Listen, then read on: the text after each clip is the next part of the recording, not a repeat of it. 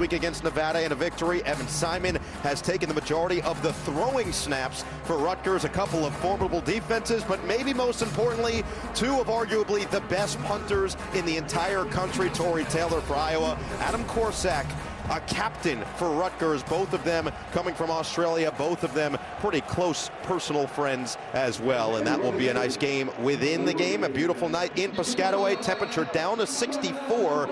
Not too much humidity, not too much wind. And for Greg Schiano, now the all-time winningest coach in Rutgers history. Last week passed Frank Burns, who coached from 73 to 83, actually led Rutgers to an undefeated season in 1976, 11-0. But Schiano, a legend in these parts, coached for a decade earlier in the 2000s, came back now for his second stint. Kirk Ferentz in his 24th year, two-time Big Ten champion, 180 wins, longest tenured FBS coach across all of college football. He's a legend. Both these coaches, we asked about each other, and they've got a ton of respect on either side. Absolutely. Another common thread of this, the winningest coach at each school. And Coach Schiano said of Kirk Ferentz, I think the world of him.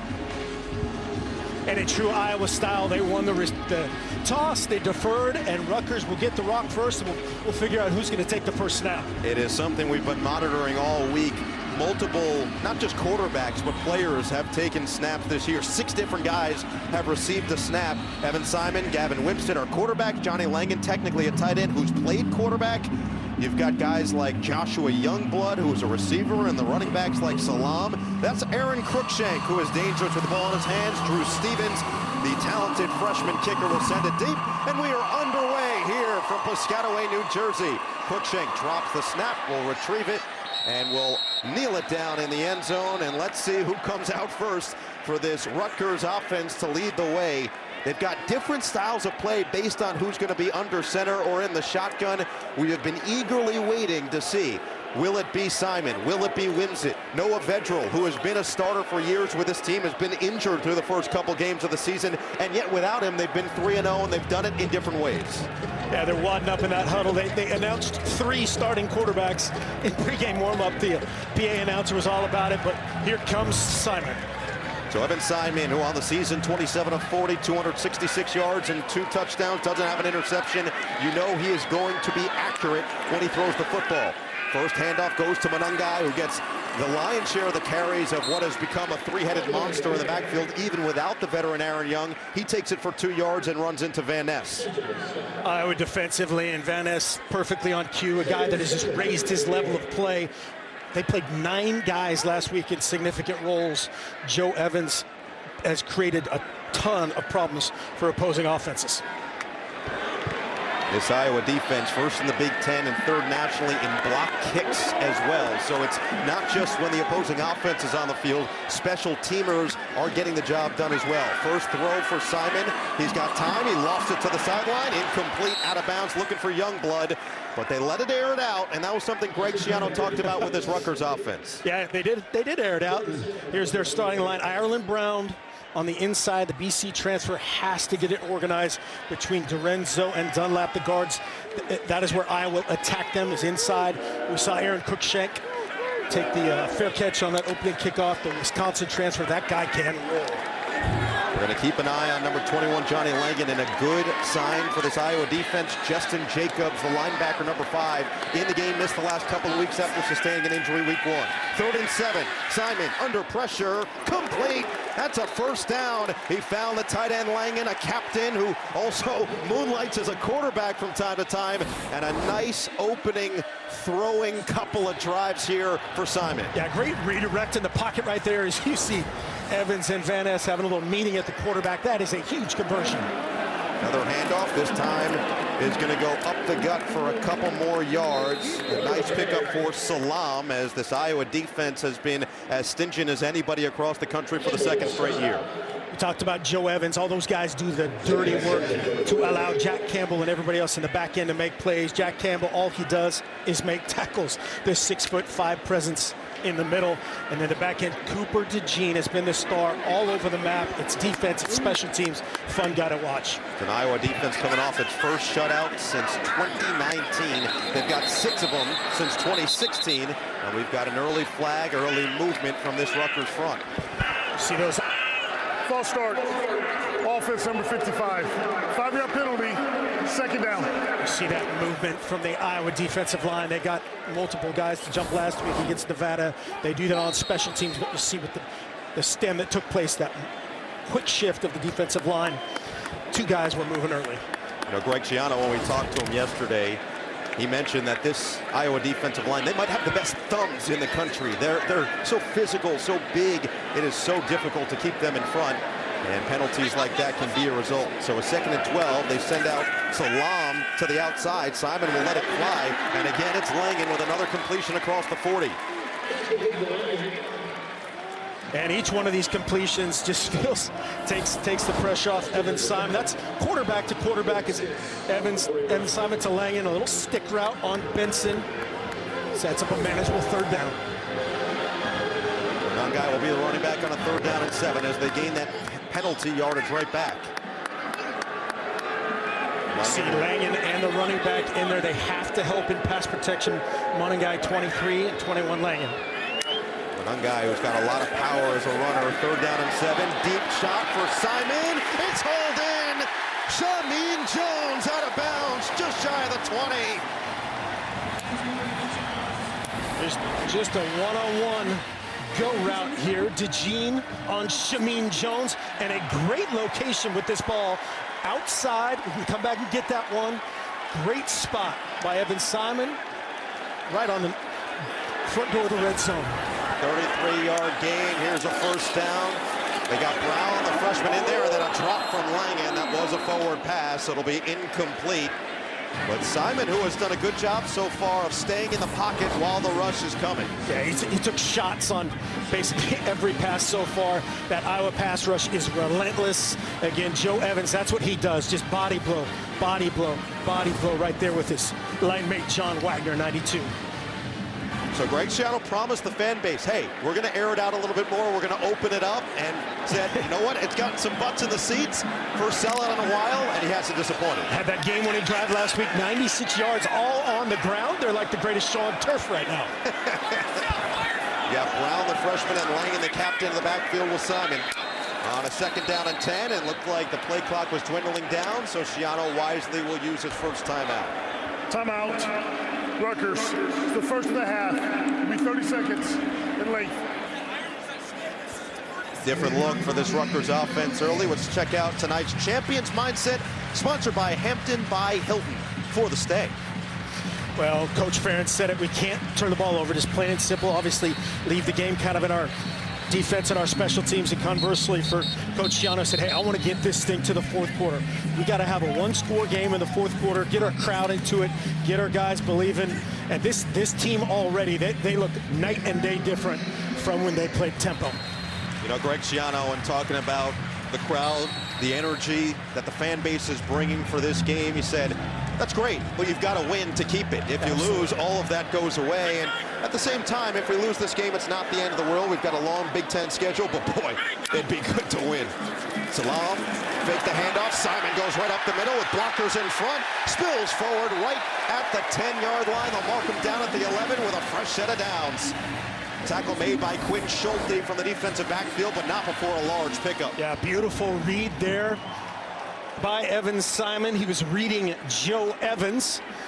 Evans got width. He pulled the ball, got north. 1st and 10, as you said, just outside the 10-yard line. 14 more on the ground. They're up to 22 on just 3 carries. It's good to see Justin Jacobs back in there. If you're a Iowa Hawkeye fan, you just saw 5 run on the field. Banged up these last 2 weeks. Play clock all the way down to 4 as they finally break the huddle. Play clock down to 1, and they get it off in time. Langen's going to take the snap, hand it off Monangai, who wiggles his way through that initial surge and picks up 2. Monangai's not huge, 5'9", 205, but does a great job keeping his pad square, but then also just using his power to duck under a tackle right like he did right there.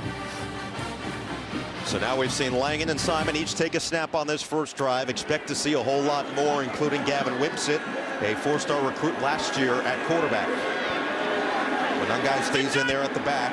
2nd down and 8. Simon Sets, fires, incomplete. A little bit too high for Shamin Jones, who had the big catch to set up this red zone opportunity. Yeah, I just missed it right there. He said, shucks, I think is what he said. just missed him. If he hits the inside armpit right here of Jones, he's going to walk into the end zone. So you're an offensive genius and a lip reader? What can't you do? How are your cooking skills? Many things. It's a long list. It's a long list. We'll get there. We've got 3.5 more quarters to go, and then some. But here's a 3rd down and 8. So far, a couple of 3rd down conversions on this opening drive. Simon, quick drop, quick throw for the end zone. Incomplete. He was looking for Aaron Cruikshank, somebody that I was really keyed in on this week. Riley Moss, the All-American in coverage, and it's 4th down. That's the preseason All-American. That's best on best right there. Riley Moss eyes that inside when he's playing man coverage. Very unconventional method there, and he almost comes up with it. Cruikshank wants PI. Riley Moss says no way. Kick a field goal. So it'll be the Irish Jude McAtomney from 27 yards out. 5 of 7 on the season, missed from 38 last week, and we've got movement up front.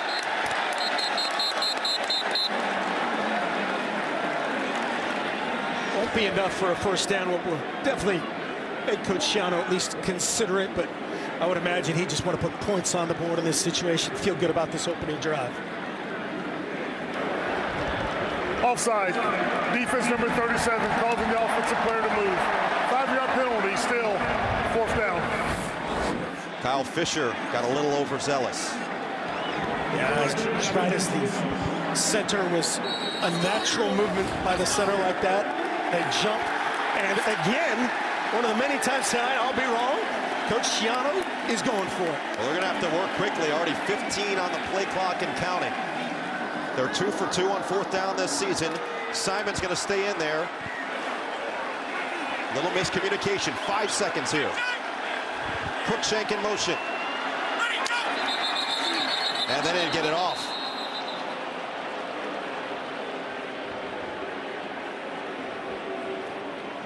Yeah, Cruikshank has to get over and get set right there. Snap infraction. Offense number 57. 5-yard penalty, 4th down. So at the end of the day, it's going to be the same field goal attempt anyway for McAtomney. 4th and 8. McAtomney right in his wheelhouse, and a tough break there. It's an opportunity to get this crowd into it, to get the belief going on that Rutgers sideline. So this will be from 27 for McAtomney, who has only attempted and hit 1 field goal from inside 30 this season. And this kick is good. First score allowed in a first quarter this season for Iowa, and it's courtesy of Evan Simon and the Rutgers Scarlet Knights. Big Ten play underway for both teams, and Rutgers leads 3-0. Who's always on the corner, rolling up. It's Subway's biggest refresh yet. These used cars look the same, but Carfax can show how damage history affects the value. Your damage has always been visible.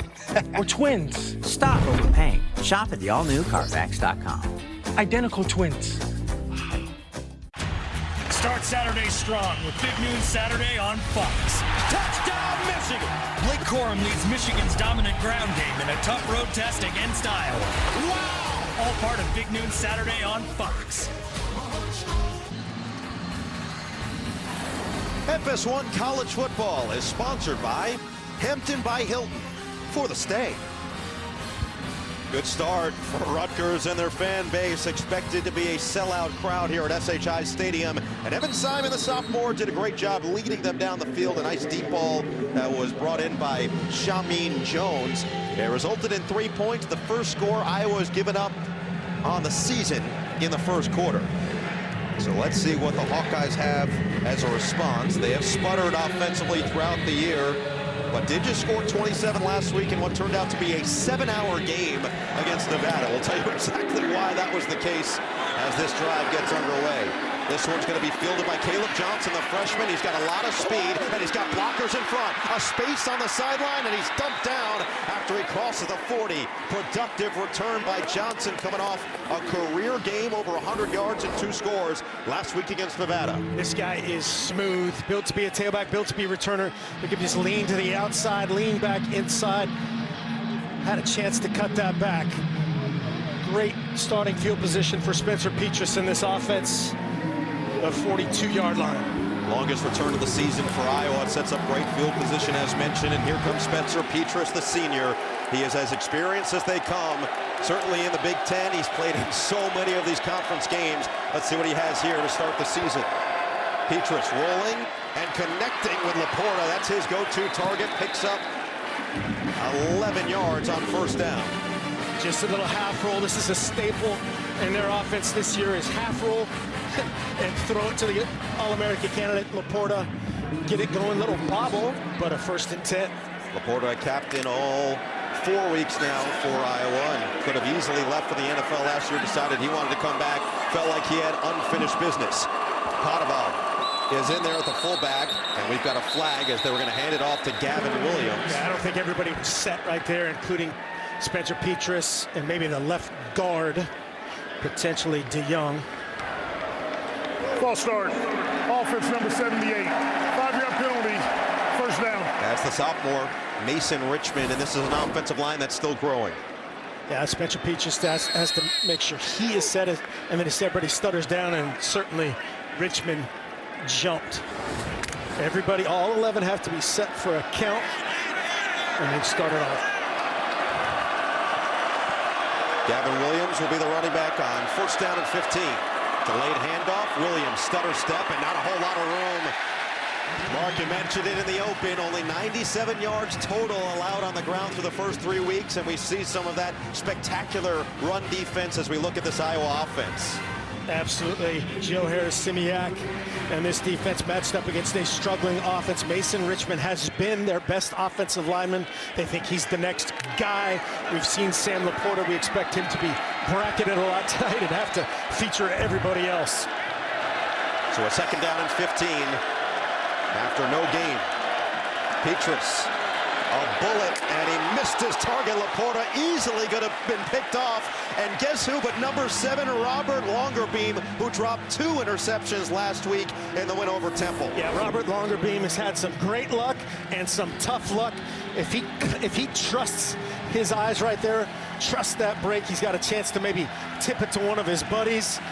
And Aaron Lewis just introducing himself to Spencer Petras. He says, hey, I'm number 71, and I like to rush the passer.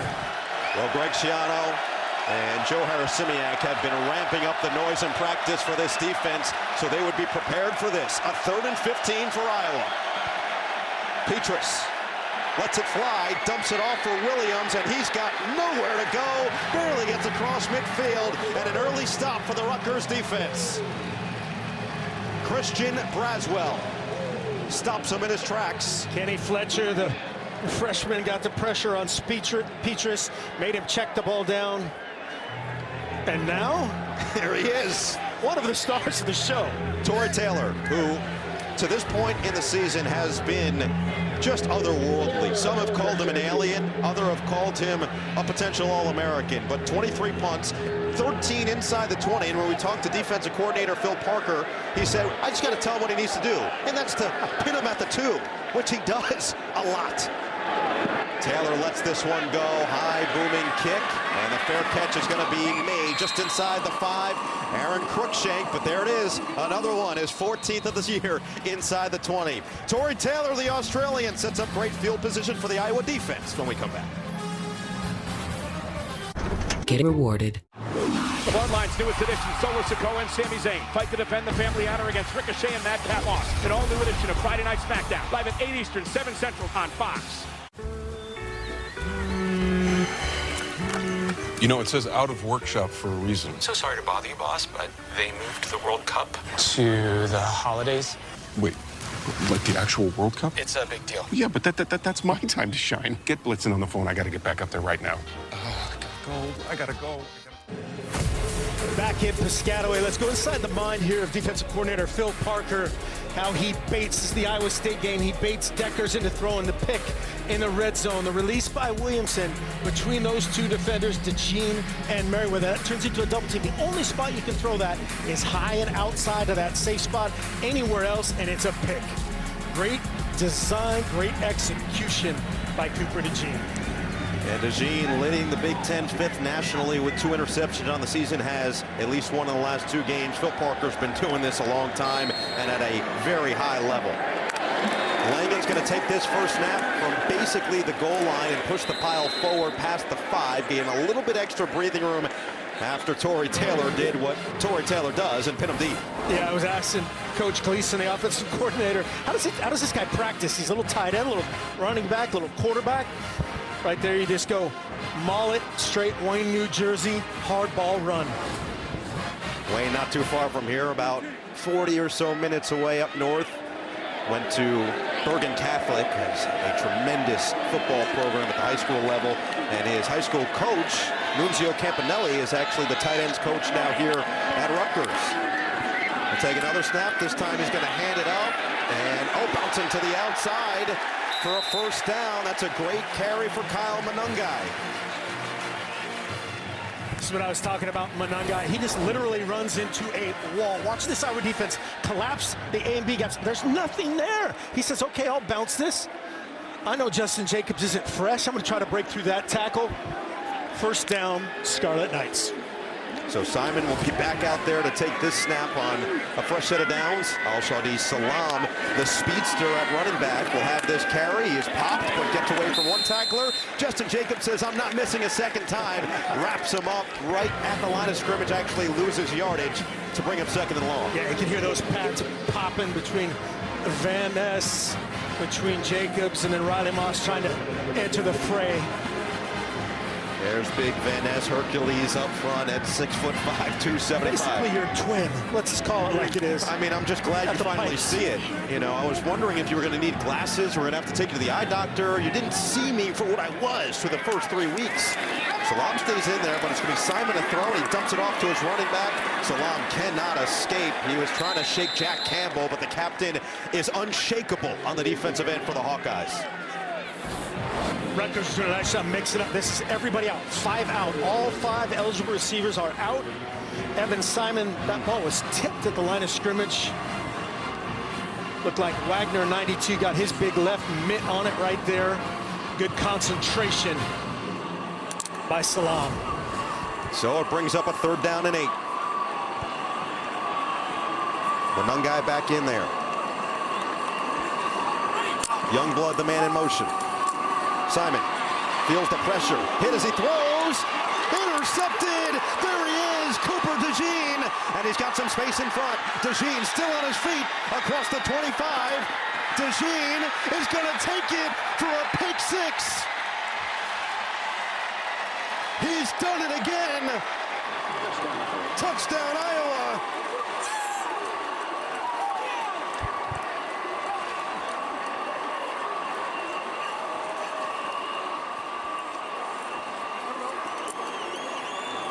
Oh, there it is from Phil Parker. That's the design, the pass rush. It's a 4-man rush. Simon took a shot. You can see Van Ness adding to the rush and lights him up.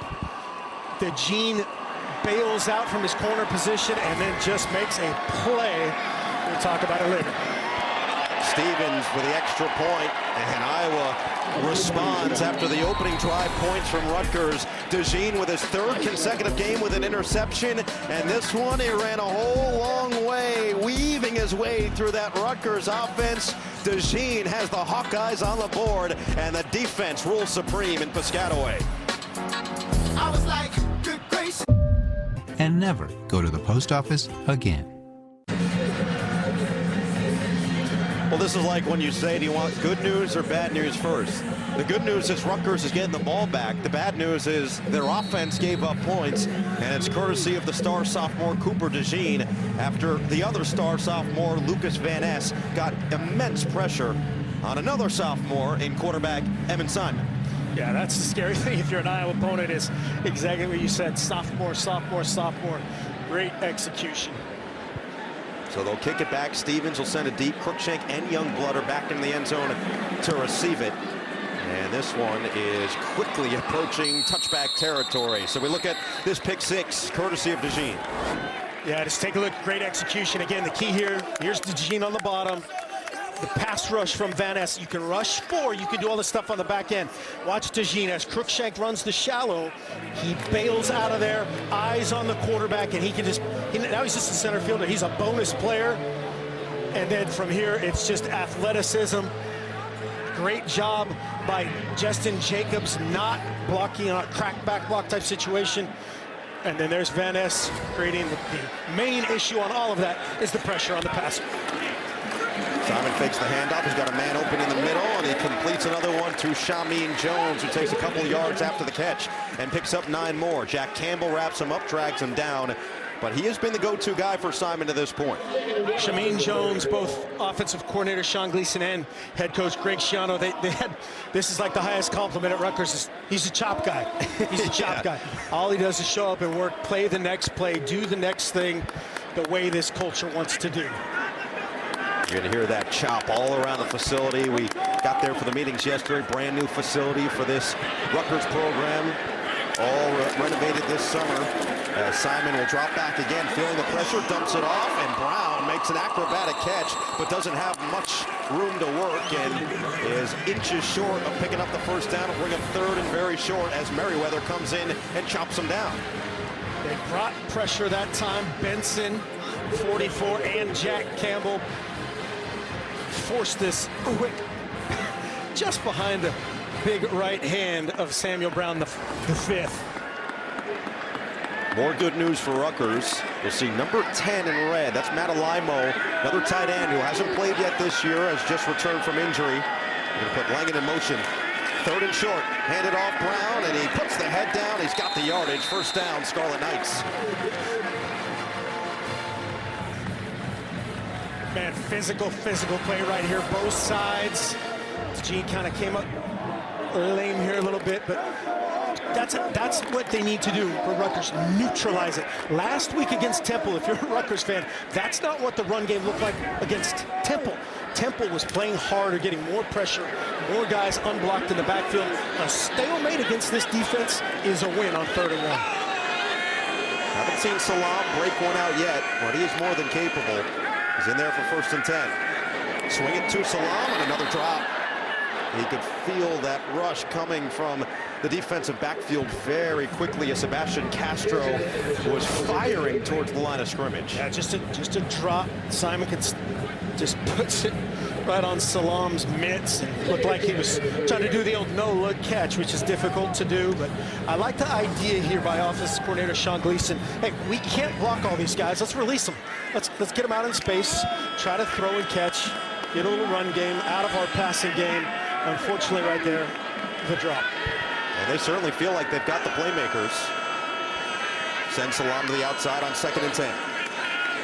A laser and another catch for Johnny Langan. Spilled out, but picks up 5, brings it to 3rd and manageable. Quinn Schulte was there in coverage as the free safety had to make a play on the big man. Yeah, it's Pickett MVP, I think, on this back end of this Iowa defense. You got Riley Moss, who's talked about, and seen Cooper DeJean, but then Quinn Schulte, Kayvon Merriweather, all these guys just make play after play. Unfortunately, Terry Roberts is out tonight. There is Sean Gleason in his 3rd season as the offensive coordinator here in Piscataway. 3rd and 6. Simon, deep drop. Simon over the top of the defense, tipped and incomplete. Langan got his hands on it, but could not reel it in. Kyler Fisher was there in coverage. 4th down, and here comes the first punt of the day for Rutgers. Yeah, another near pick. Play it with Simon as you're looking at it. Watch him as he finishes backward. That's how that ball's going to miss high. As a quarterback, you got to finish right on your front, weight on your front foot, finish through the throw. That's high and a miss, and now it's punter number 2. Adam Korzak, who has not had a touchback since November 30th of 2019, and that one was on purpose. He is as impressive and consistent as they come, and he's going to force a fair catch right in front of the 20-yard line made by Cooper DeJean. Iowa with the lead and the football when we come back in New Jersey. Ooh, a little fall photo. Biologic. Learn how AbbVie could help you save. That's it for college football. See you all next weekend. Or this wide receiver core is electric. Hey, Joel, you haven't left your Cadillac in 4 days. Just waiting on Saturday in my new lyric. Best seat in the house.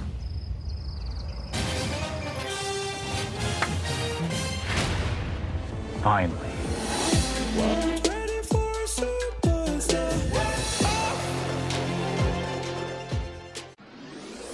Ooh, a little fall photo sesh, I see. Hey, I know. Everybody say new DQ Fall Blizzard menu featuring pumpkin pie, new cinnamon roll centers, and more. That one is hilarious. DQ, happy tastes good. Well, back in week one, we got to experience one of the best traditions in all of college football, the Kinnick Wave. It was so awesome for us to feel, and as part of today's Our Community game, the Rutgers Dance Marathon and Embrace Kids wave to a camera going back to the Iowa Children's Hospital outside of Kinnick Stadium in Iowa City. So it's really cool to see that tradition grow. That is awesome. Powerful, powerful stuff. Kirk Ferentz, who is so pleased and overjoyed that that tradition has continued with his team, has to also be overjoyed the way his defense has set up his offense here. It's going to be an early handoff for Caleb Johnson, the star of last week's win over Nevada, and a flag flies as he gains 9 yards to the 30. Christian Izien was in there as one of the main tacklers. Like he threw that at Bo Stevens, I believe. Nice cut by Caleb Johnson, though. All for naught. Don't say that. Offense number 70. 10-yard penalty from the spot of the foul. First down. Good call. Was Bo Stevens. Yeah, threw it right at him. You can see 70.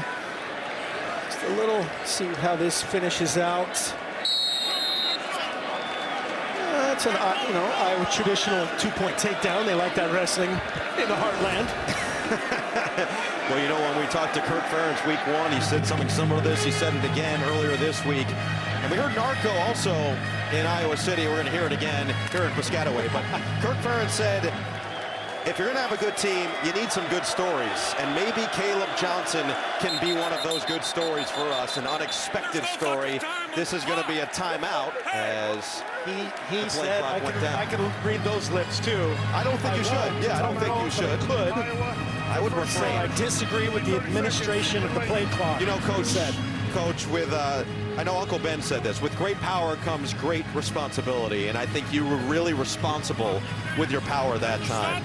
Iowa's had an interesting, crazy, wild start to their 2022 season, certainly on the offensive end. We were there week one at Kinnick Stadium. They defeated South Dakota State 7-3, but the 7 wasn't the normal way. It was 2 safeties and a field goal. Then in that Cy-Hawk rivalry, 10-7 loss, Iowa State's go-ahead drive, 21 plays, 99 yards, nearly 12 minutes off the clock. And then last week, we told you we'd tell you a little bit more about what happened. 7-hour game, started at 6:40, ended at 1:39. There were 3 different weather delays that really just continued to elongate that one, and I think Kirk Ferentz and his entire coaching staff were pleased with how his guys continued to maintain focus. Yeah, they handled that great. The leadership took care of it.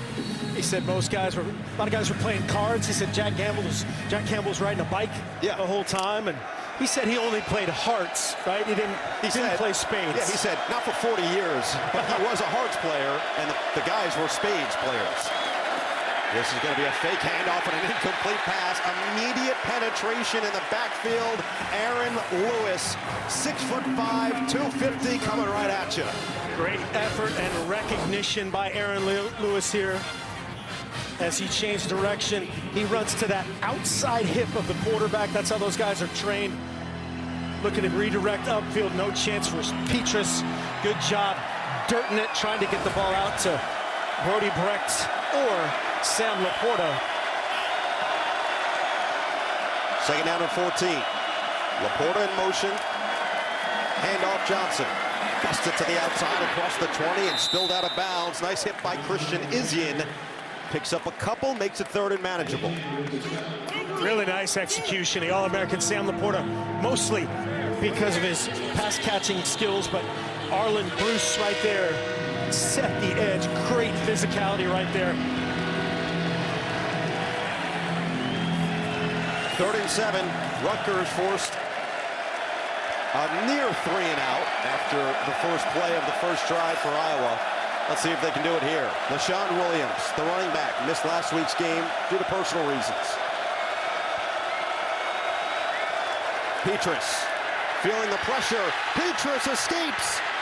And Petrus doesn't come close. Forced out of bounds, well shy of the first down. Rutgers gets another stop. Tyreen Powell, the much improved linebacker, in pursuit. You see all 5 guys covered up right there, so they rush those 5, and then Tyreen Powell, 22, adds his big 6'5" frame, chasing Petrus out of bounds. And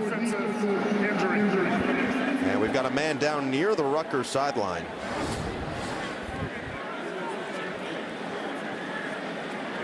It is going to be Kenny Fletcher, the 6'3", 230-pound freshman. That guy can run, man. Yeah, he's already shown up multiple times tonight. Don't want to see that for anybody but freshman with a bright future. He's gotten more and more playing time as the season has gone on, and this is a defensive front that actually has some decent depth. It's that linebacking core that has seen a couple of key guys especially go down for Greg Schiano and defensive coordinator Joe Harris-Simiak. You know, Greg Schiano was quick to tell us, he's like, yeah, listen, Deion Jennings, Tyreen Powell, hey, they've both done a great job of improving, taking steps forward, but we had 2 guys go down with torn ACLs, 2 guys that would have played as linebackers for us. That's hard to overcome. Either way, those linebackers have done a good job. We'll check in on Kenny Fletcher down on the field here in Piscataway when we come back.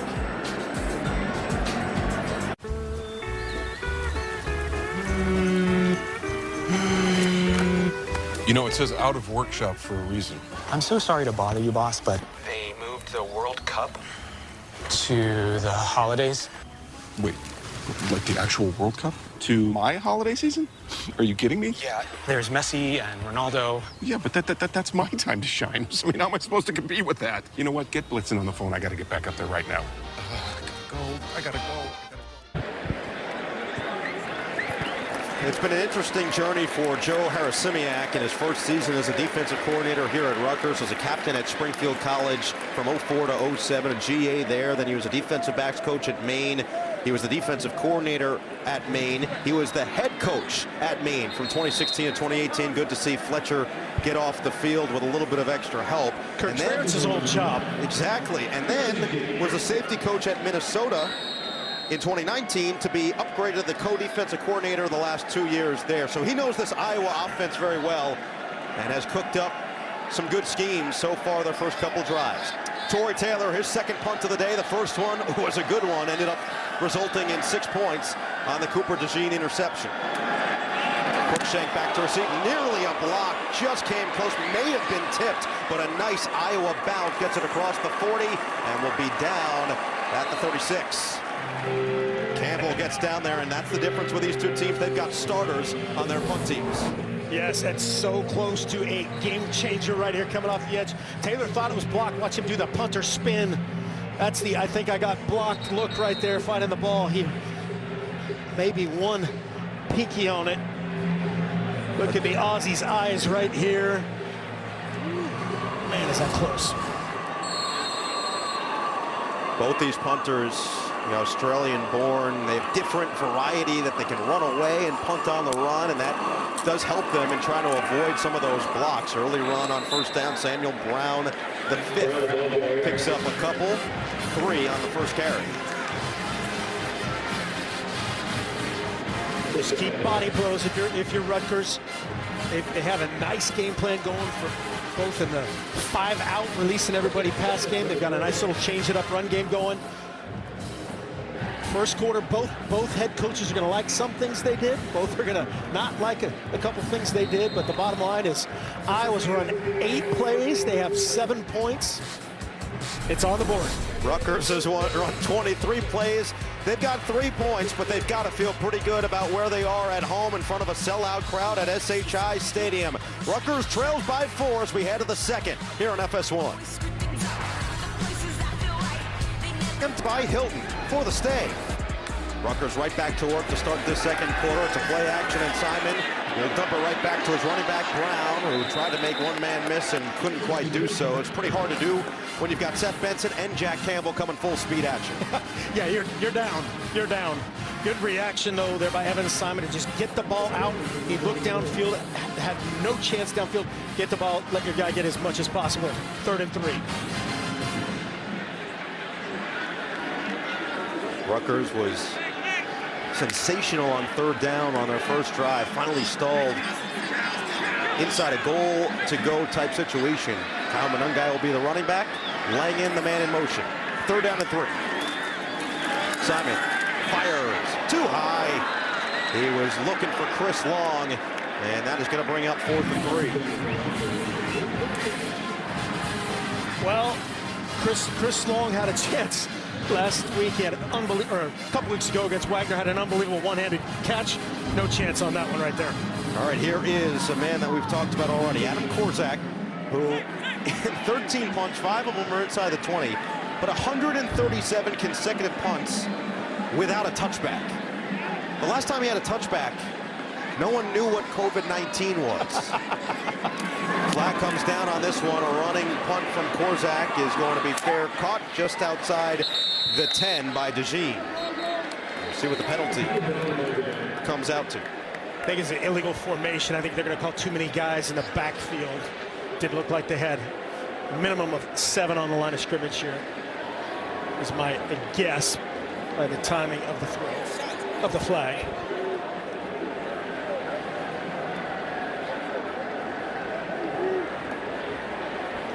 Greg Schiano talking to Johnny Langen, the do-it-everything player for Rutgers.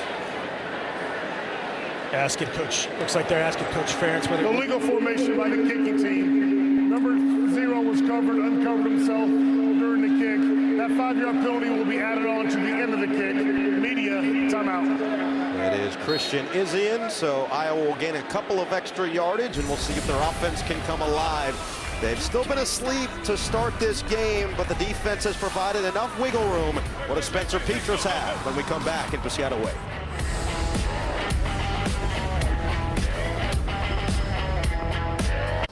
You just can't stop getting rewarded.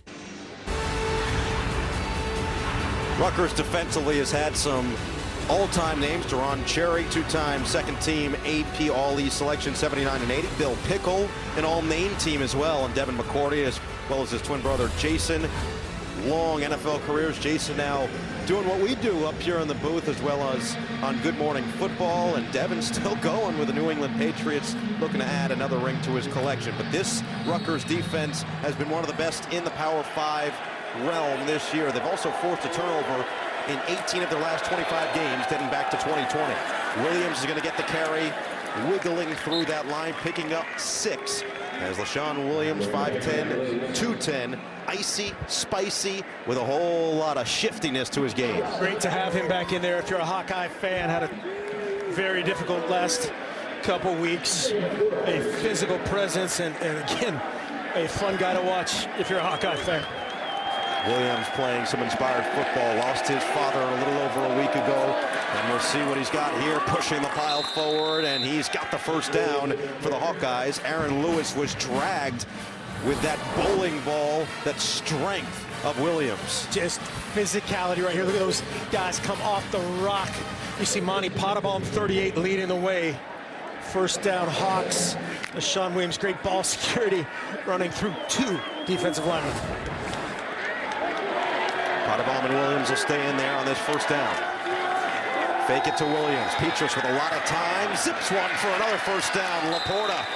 How is he that wide open when the entire defense is keyed in on him? That's why he's going to be a high NFL draft pick, and Christian Isian finally gets to him before he picks up 12. Just a little out route. They'll talk to 14 Jordan Thompson about rerouting Laporta off the line of scrimmage, giving him a free release there. Nice timing by Petras. That's their bread and butter throw between him and Laporta. A little bit of rhythm here. Johnson's going to stay in as the back.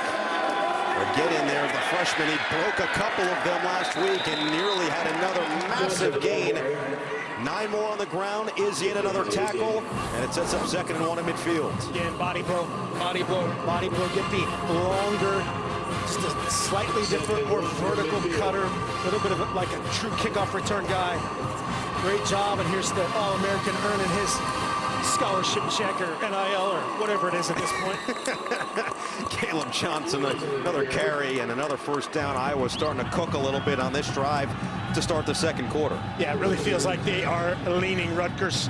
They want to play multiple guys in their front as well. Again, another similarity of Iowa is how many defensive linemen they want to get involved in the game. Certainly their top unit is their top unit for a reason, led by Lewis.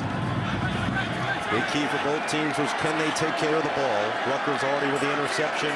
Iowa has been clean. They've won 18 straight without a turnover. Lachey in motion, Williams the running back. They fake it to him. Petrus goes down. Christian Izzy off the edge, blows it up in the backfield. Big loss for the Hawkeyes. Great finish by Izzy to get the 6'5", 230-pound Petrus on the ground. I think he thought it was a screen. He was unblocked. Watch him come off the edge. He goes, wait, is this a screen? Am I getting? Like, I'm just going to go sack the quarterback. And that could be the type of momentum buster that Rutgers needed. Felt like Iowa was starting to gain some steam. And just like that, it is 2nd down and 18. Iowa cut a few guys loose last week against Nevada. Nevada bringing a ton of pressure. Petrus empty. Petrus complete. LaShawn Williams, and he is leveled across midfield. Doesn't even get back to the initial line of scrimmage as Max Melton, who's got first-round type of talent in the defensive backfield, makes the play. This guy is tough. Eyes on Petrus, triggers on LaShawn Williams, and man, a square physical hit. Combination tackle between him and Deion Jennings. He may have got a peeky on that punt from Tory Taylor. He's everywhere. Gavin Williams now the running back on 3rd and 13. Bruce in motion. Petrus dumps it off. Gavin Williams. A lot of room to work with, but not nearly enough. Deion Jennings. Quick reaction to the ball. Stuffs Gavin Williams, and it's 4th down and long. Good call there probably at this point by Brian Ferentz, and the Iowa offense tried to gain the first down with a screen. There's a little bit of a pass rush heating them up right now. That's a good way to defeat that, but Deion Jennings says, I got you. This is the reason that we see T-shirts in Iowa that say, punting is winning. Punting is winning. Yeah, the NIL that this guy must have as well. He's sold a ton of T-shirts at Iowa City. This, at times, is the best offense for Iowa. Tory Taylor in this zone has been unstoppable, and he lets another one fly. It is going to be another one that bounces inside the 10 and nearly inside the 5. Will go out of bounds at the 7-yard line. So disappointing. Tory Taylor, he's like, hey, that's on the 7? Tory Taylor, a professional punter, and very soon, that's exactly what his title is going to be.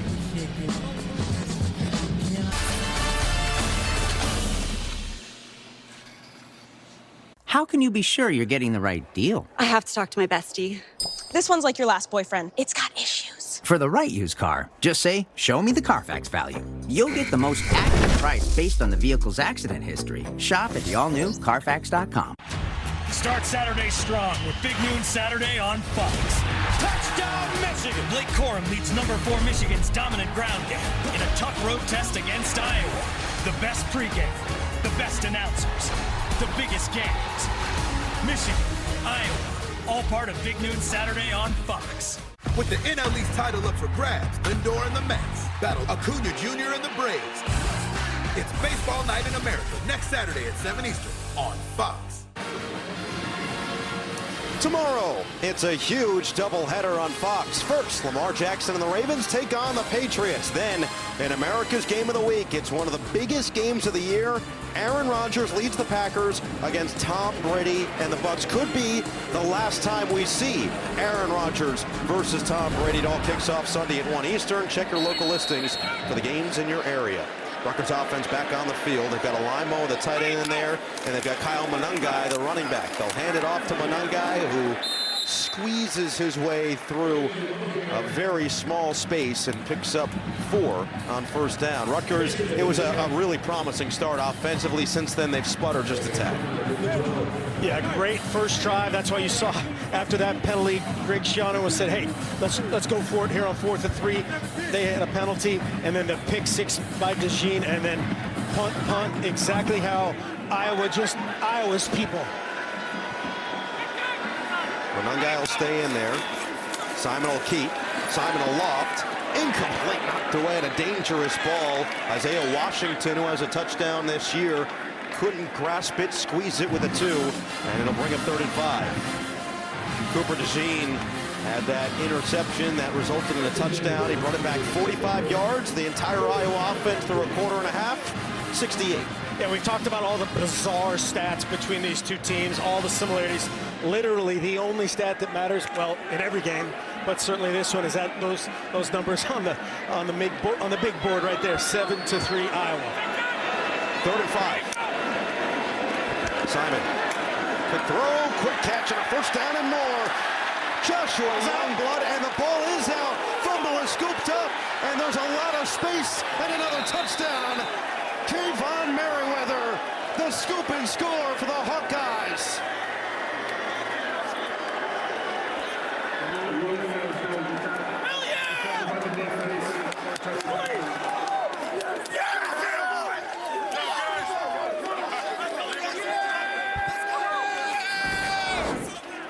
And there it is again. You see Youngblood, you think it's a 1st and 10, and then Castro out of the bullpen, probably in because Terry Roberts and a shuffle around. Kayvon Merriweather doing his thing.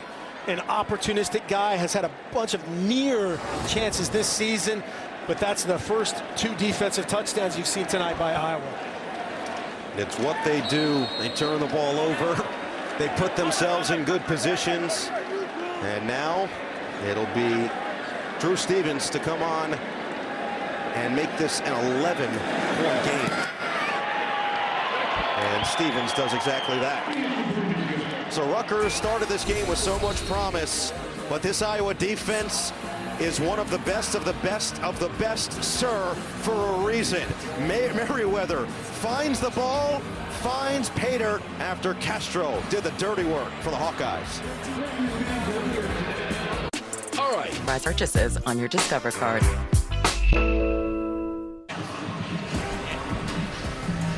Kayvon Merriweather, a captain, a senior, does pretty much everything at that safety spot with the scoop and score. Joshua Youngblood was the man who coughed it up and noticeably upset on the Rutgers sideline.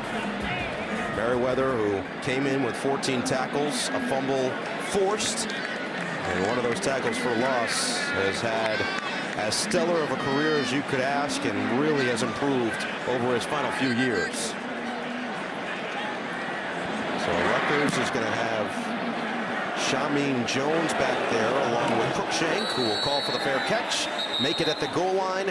And now let's see how the Scarlet Knights can bounce back. We know that they've got a variety of quarterback options. Does Greg Schiano, does offensive coordinator Sean Gleason try to change up the look now? Well, yeah, you just got to go to your base. Your base game plan has been sound. It's been good. You know, we know what this Iowa team is. 2 defensive touchdowns. One, you know, a little bit more on the quarterback than the other. And then the other, just ball security. Get the ball on the outside arm. Withstand the blow. But you got to give Sebastian Castro credit there, being ready to go. His number was called. Kayvon Merriweather said, I'll take that to the house. Simon stays in there, hands it off for Salam, who was met immediately by 4 white jerseys, picks up a yard. Noah Shannon, the first one to get to him. And that's going to be job one for both teams, as we talked about. Noah Shannon, just kind of a fire hydrant, 6 foot 289, a gap plugger. Stop the run, make these guys beat us through the air is the Phil Parker recipe for success. Defensive coordinator from Iowa. 4 wide receivers set on 2nd and 9. Salam stays in there at running back. Simon Cruikshank, he's got speed, a weapon with the ball in his hands. Cruikshank stays on his feet across the 40, finally taken down to the 43. Saw Simon remind him of, hey, ball security, and he's right. It's a good job by Shameen Jones. Get the rest of the O-linemen out there. Dorenzo does a nice job, 55. Keep that ball high and tight. See that ball come down to the turf, high and tight. Don't let that thing loose. 17 more yards for Cruikshank. That was the guy that Kirk Ferentz really said, we cannot let him get loose. Yeah, if he hits that lane full speed right there, he is gone. And now we've got Langan at quarterback. Little trickery. They're going to get the end around to Jones. And it was sniffed out, read like a book by Riley Moss. Just an unbelievable job here by Riley Moss. See him at the bottom of your screen, 33. He says, hey, I'm an All-American for a reason. There's something up here. There's some dudes coming at me. I see Willie Tyler. I'm going to beat Willie Tyler, 77. And it's almost a tackle for loss on a reverse by the backside corner. Great play, Riley Moss. Get Simon back in the game. Moss, who easily could have been an NFL draft pick last year, said, I want to come back. And apparently, according to Phil Parker and the entire staff, he's worked harder than ever this year. Swinging to the running back, Samuel Brown. And he dives forward near midfield. Down at the 47, Jack Campbell, another captain right in the middle of that defense. The quarterback of that defense, who goes down low. It's a good job by the Rutgers offensive staff of sticking to it. That was a 5-out deal again. Everybody's out in the route. We only have to block 5 of them if everybody else is out. Evan Simon thus far has done a nice job of getting the ball out in those situations. And now a big third down here with 5:54 and counting. It's a 3rd and 6. Simon steps up, jump pass, Cruikshank, nowhere to run. Tracked down from behind by Quinn Schulte.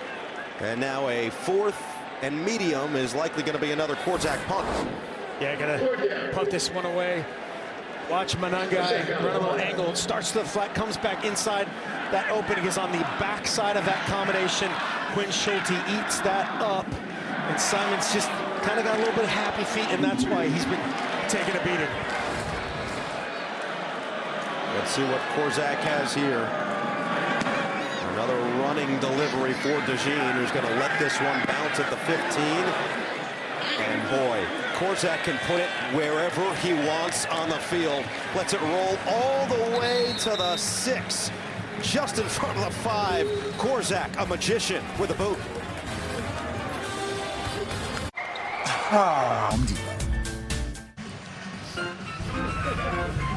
Well, here in Piscataway, right outside of SHI Stadium, there's this beautiful boardwalk. And yeah, I was feeling myself pregame, as were you, by the way. Look at this throw. In case you weren't sure that Mark Helfrich could still spin it, this was the boardwalk. It's essentially supposed to be a feel like the Jersey Shore. When you get to the Jersey Shore, there's boardwalks everywhere. There's games, there's food, there's Ferris wheels, etc. We got to experience it. Second game that has been in action, and I got to say, it was perfect. I think they did a great job. A lot of fun, a lot of families out there having fun. We would like to apologize to the young girls. I think we elbowed out of the line. They'll never be the same again. As Potabom, he gets his one or two pops a game with the ball. It does a great job with it. Obviously had that one costly fumble, but normally a very sure-handed, physical dude for this offense. 2nd and 7. It's going to be a handoff for Johnson. Nice tackle made by Melton. And a 1st down once again for Caleb Johnson. You get a feel here for Caleb Johnson. Puts his left foot on the ground right there. Cuts it back. There's no squeeze player on the backside and gets to the 2nd level. Another physical finish for the 1st down yardage. And this is when Iowa can get dangerous. Already with a 2-score lead. Running game is starting to really fire itself up. 1st down carry for Johnson. Patiently waits for the hole to develop, and Izzian comes in there quickly, closes the gap, but not before Johnson picks up 4 more. Izzian, Shaq Loyal combined there, and they better. As you said, Caleb Johnson, that couple of these are eerily similar to runs he had last week against Nevada. this just, again, a body blow type situation for Iowa. Johnson had 103 yards last week, first 100-yard game for an Iowa freshman since Tyler Goodson in 2019 was off to the NFL. And Johnson just adding to his tally, falls across the 30 for another first down. Loyal finally got to him, but Johnson is just patient. It's perfect timing every single time right down the middle. Yeah, there's that fullback counter, H counter, whatever you want to call it, pulling the backside guard and a backside tight end, in that case, Lachey. Laporta involved in the scheme as well. Great execution. Remember, Iowa gets the kickoff to start the second half after deferring. That's a great defensive play. Good pressure as Rutgers got a couple of jerseys in there, including Izien, who's made a couple of big plays, and Wesley Bailey, the defensive end, the first one to get to him. Yeah, Bailey just smokes Connor Colby, that inside charge. Connor Colby has to account for that, and no chance with a free runner from Bailey. Loss of 6, second and 16. Two tight ends, Laporta and Lachey, both in motion. Williams, the running back. It's going to be Petrus to throw. Petrus, complete, fitted in the window for Lachey, and a first down for the Hawkeyes. Got Laporta in the flat. You'll see 84 go right to the flat. 85 on what's called the corner route. Puts his left foot to the ground, runs toward a corner landmark. Nice throw and catch. Good execution. Petrus, this is what he's good at. Get in the play action game, the quick game, and all from the confidence of that Iowa defense. Johnson stood up, picks up 3, gets to the 45, but Rutgers was prepared as rushing yards for Johnson over 50 now for the day. Remember, Rutgers only gave up 97 total through 3 games on the ground. Yeah, Gavin Williams is gonna give Caleb Johnson a little blow here, a well-deserved blow. Looking at what happened there, Rutgers still fully committed to making the passing game beat them, and have to suffocate this run game. Approaching a minute to play in this first half. Petrus, deep drop. Petrus lets it fly. He's got it. Sam Laporta streaking down the sideline. First down and 10 from the 13. Izzy and 0 coming right down the pipe. Great pickup by that wad of humanity. And then there's the All-American. He beats a corner in 7, longer being on a little double move, a little corner. You saw that corner route from Lachey. Just a little bend nod to that. And then up, great catch with A.Z. Young bearing down. 42 yards through the air. Now Johnson on the ground. Spun down shy of the 10, gains 2. Tyreen Powell is there, and a timeout's going to be called by Iowa. Timeout. Iowa, the second charge will be 30 seconds and late. Laporta starting to rack up stats himself, up to 66 yards on the day. Let's check in with Mike Hill and see what's coming up on the State Farm Halftime Show. Coming up on the State Farm Halftime, third-ranked Ohio State opens up Big Ten play against Wisconsin, while Florida and Tennessee go right down to the wire in Knoxville. And Michigan stays undefeated as they await next week's matchup with the Hawkeyes. We'll have it all for you at the half. Right now, Noah and Mark, back to you.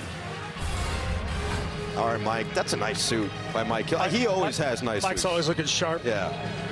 Embarrassing Coach Pete again. I'm not going to go there. You're allowed to say it. So a second down and 9. Petrus 7 of 9. Nearly 100 yards already as Pottebaum and Williams are in there. Bruce in motion. Fake the handoff. Petrus with plenty of time. Fires end zone. Incomplete. He was looking for Laporta. It was broken up by Izien. This is 5-10 on 6-4. He's got to be physical with him coming out of it. Watch him trail him the whole way, just in his back pocket. Looks like he thought he was going to get some help there from 20 Mac, and then just competes this ball to the ground. Huge play there by Izien. You see the height differential, and a huge play for Rutgers to end this half right with their offensive deficiencies to stay in this game. 3rd and 9. Petrus rolls. Petrus tucks. And Petrus is leveled. It'll be shy of a first down, and he gets out of bounds as Longerbeam came on. Fourth down and a field goal coming up for the Iowa Hawkeyes. Yeah, this is the proverbial coverage, not really a sack, but Petrus ends up eating it. I always think Petrus is a little bit better athlete than he gives himself credit for. He just takes it out of bounds right there. Longerbeam 7 escorts him. Good job of not forcing something there because there was nothing there. 25-yard field goal for Drew Stevens, who last week went 2 for 2, including a 43-yarder against Nevada. This one to make it a 2-touchdown game is good. 17 unanswered for Iowa, the first 3 points for the Iowa offense, as we get used to seeing them on our airwaves, and certainly they shift over to the spotlight next week. Start Saturday strong with America's #1 game window. Big noon Saturday on Fox. The 4th-ranked Michigan Wolverines put their dominant ground game to the test in a tough road battle against Iowa. It all starts with Big Noon kickoff live from Iowa City at 10 a.m. Eastern, and then it's Michigan, Iowa at noon on Fox. That was the longest drive of the season for that Iowa offense. 87 yards down the field. It was set up with a couple of good runs by Johnson, and then the big one, 42 yards to Laporta. Yeah, Johnson, and then LaShawn Williams, and Gavin Williams gets in the mix. Great play calling mix there, had the ability to do that. Spencer Petrus making a good decision to not force it on the last play. Now Rutgers got to take care of the rock here. Iowa has shown a little bit of a crack in their special teams game on the kickoff coverage, and they are aware of Cruikshank's ability.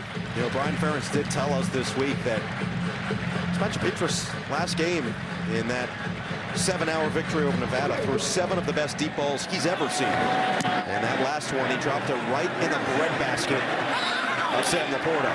This one's going to be taken out by Cruikshank, and he is absolutely devoured at the 25.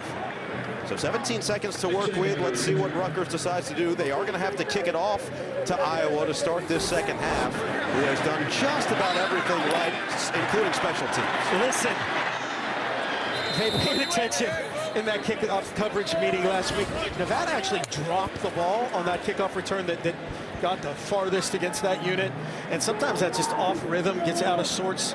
Cruikshank right there, great chance, great effort. Rutgers going to take this to the locker room. Simon will knee it down, and after Iowa had 1 first down and just 26 yards of offense in the first quarter, 7 first downs, 129 yards of offense in the second quarter, and behind 2 defensive touchdowns, will take the lead into the half. Score here in Piscataway. Iowa 17, Rutgers 3. We're going to go to Mike Hill, Emmanuel Acho, Chris Peterson in Los Angeles. Piscataway, New Jersey, no Eagle. The coach, Mark Halfrich. We've got Dean Blandina with us as well. Look, the Iowa defense is loud. They're proud. They're ready to go. They've got 2 defensive touchdowns, and they're doing what exactly everybody expects them to do every single week out on the football field. As advertised, and finishing the deal with scores. Phil Parker said he wanted touchdowns. He wanted to stop third down. Well done again. The pressure from Van Ness, and then just the unbelievable catch by DeJean, and then the across field long touchdown run to get in the end zone, and then the combination hit from Castro and Campbell and Merriweather with the pinkies together, scoop and score. 2 touchdowns from that. Just an unbelievable effort from this Iowa defense.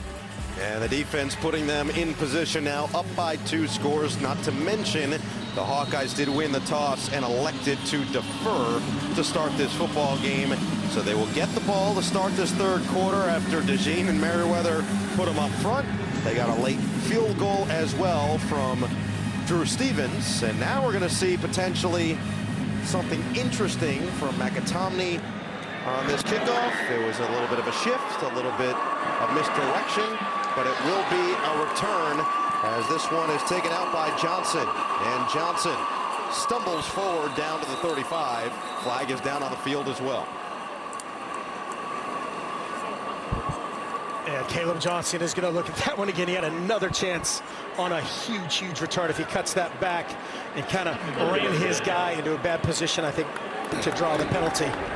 during the return, holding number 46 of the receiving team. 10-yard penalty from the end of the run, first down. Logan Klemp is going to be the guilty party. The rushing yards was something we looked at. Rutgers had only given up 97 through the first 3 games combined, 57 alone in that first half, and 53 coming from Caleb Johnson. 98 passing yards. You know, Petrus was pretty efficient, 7 of 10, and that 42-yard big one to Laporta. LaShawn Williams will be the running back to start this series, and he'll get that first down carry. Cuts upfield across the 30, down to the 33 by Kassan Abraham. Last drive of that first half for Iowa was the most successful one. Marched down the field 87 yards after going only 68 in their first 3. It was actually their longest drive offensively of the season to this point. Yeah, just great execution. Pound it, pound it, pound it. Again, and all of that stuff, all that you just talked about, those gold numbers. 2 turnovers, 14 points off the turnovers. Second and short, carry for Williams up the middle on the stutter step, crosses the 40 to the 41. Izzy in another tackle, but LaShawn Williams now starting to find his own rhythm along with Caleb Johnson. And this Iowa rushing attack gashing a Rutgers defense that was second in the nation and first among Power 5 teams, allowing just 32 rushing yards per game coming in. Great job by that front right there. They've challenged these guys clearly at halftime. We got to move this front from Rutgers. Right in the gut of Williams. He bursts forward. Williams looking to break away, is tracked down from behind by Max Melton, but into Scarlet Knight territory, down to the 38. It's the outside zone, the slant play that Iowa runs to perfection, and just a huge dent in that Rutgers front. Look at that right there. Would-be tacklers trying to get on to LaShawn Williams on the backside. No chance. Great movement. The center, Logan Jones, backside guard, Bo Stevens. Great movement to set that up. Longest run of his career. That one 22 yards on the ground. Now Gavin Williams. It's been a 3-headed monster in the backfield for Iowa. Fake it to Williams. Petrus rolling, lofting, and Laporta's got a lot of space. Sam Laporta, another first down for the Hawkeyes. Braswell went down low to chop him down, but Laporta just racking up the yardage tonight. Nice scheme. Watch, both tight ends are wide open. Why? Great run game. You got Lachey out there. That's definitely a low to high progression right there for Petrus, taking the All-American Laporta, number 1. So a couple of big plays. Petrus over 100 yards at 109. Laporta at 77 himself, including that 42-yard catch towards the end of the first half. He'll go in motion of the backfield here. Hand off Gavin Williams, patiently waiting and leveled from behind. Derailed in his tracks right at the line of scrimmage. And a couple extra whistles as Williams thought maybe he could poke himself free after the play was dead. Yeah, great physicality by Gavin Williams. Was wrapped up by a couple of Scarlet Knights there. Braswell among them, 6. But he says, hey, I'm never down.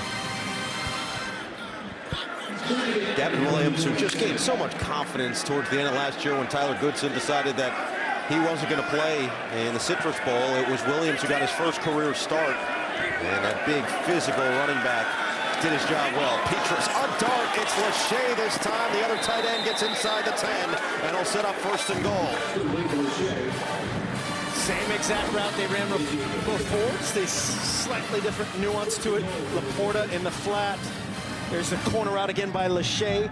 Spencer Petrus can build some confidence. They need to run the football, which they have done. Now can he be this just efficient passer that everybody wants him to be for this program? And this is a huge chance for him and this entire unit to build confidence. Another 20-yard chunk with a pitch. LaShawn Williams. And he is dragged backward down at the 6. Andrew Vince among the first ones there. Kirk Ferentz. This is a program, as Greg Schiano told us, you know exactly what they're going to do. You know how they're going to line up on both sides, and yet it's so difficult to stop because they are so well coached. Exactly, and that's what's so frustrating is you know where they're lined up, they know you know where they're lined up, and they've still scored 2 defensive touchdowns on it. Play action pass. Petrus is engulfed. Muscled down in the backfield by Rene Conga. Play action fake here, and everybody was covered. Watch the back end. They end up double teaming Lachey outside in right there. Laporta is double teamed up front. No chance for Petrus, and a good finish by Conga. It'll be 3rd and goal all the way back at the 14.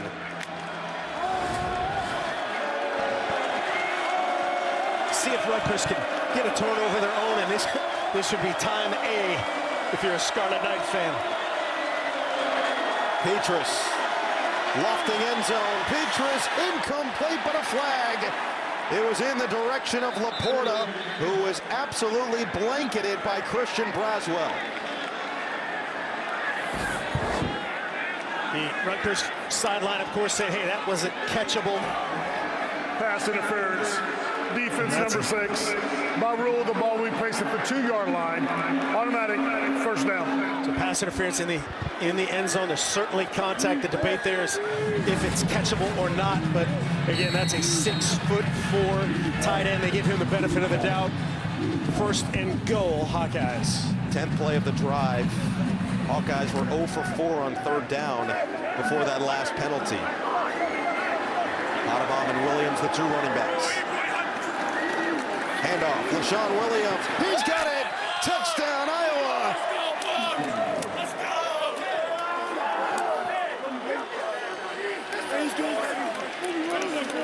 Second of the season for Williams, and the Hawkeyes take a stranglehold on this game. Just a great job up front. And then LaShawn Williams, watch him press it. They get great movement front side, press it, sell it, and cut it back, and he's not down and touch football right there on a 2-yard run. Drew Stevens comes on for the point after. Freshman has been consistently accurate through the first couple of games of his career.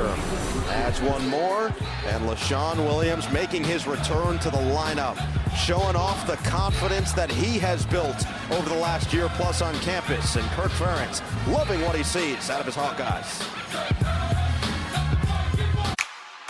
Meet Google Pixel 6a, a smarter phone for a smarter pro. Get your own $6 2-piece combo at KFC. FS1 College Football is sponsored by Hampton by Hilton for the stay. Iowa with a 24-3 advantage over Rutgers here in Piscataway SHI Stadium. 10-play scoring drive, 75 yards marching down the field. LaShawn Williams with his 2nd touchdown of the season and his career from 2 yards out. And Spencer Petrus is dealing now, has hit 7 of his last 8, 114 yards in those 8 attempts, 129 overall in the day. And it's been to his 2 tight ends mainly, who have combined 114 yards on 6 catches. So now we see what this Rutgers offense can do playing from behind. We've seen Evan Simon at quarterback, who's had a couple of bright spots, but he has taken some massive hits in the backfield. Cruikshank's going to take this one. And Cruikshank is dumped down at the 23-yard line. QB pressure, this is the key. Iowa's defense is getting home early and often. Absolutely, and it was exactly early and often from his first throw. This is the pick from DeJean. The pressure from Van Ness, and there's so many other hits he's taken it. You can't pay attention to the whole time as we see DeJean again scoring that ball. The first of 2 defensive touchdowns for this Iowa Hawkeye team, and as you said, now Petrus is playing with a totally different style, a totally different, you're playing with house money at that point. Oh, Johnny Langan is lit up. Rocked in the backfield by Joe Evans. Langan, the tight end, took the snap. It was a little bit of a read option, and he read wrong. Well, you wanted a big hit on cue. There's Evans, basically, not basically, but untouched. Miscommunication on the front side and lighting Langan up. So a loss of 4 sets up 2nd and 14, and now Simon back in there. One guy, the running back. Simon. Another tough hit, and he delivers a strike over the middle. A completion for a first down as he finds Chris Long. I think that was Noah Shannon there again, but just another shot. Every throw, there's 1 or 2 free hitters, it feels like. And that's nothing spectacular as far as scheme or anything. That's just effort. And that's what I was worried about. The interior of this Rutgers offensive line had major issues last week against Temple.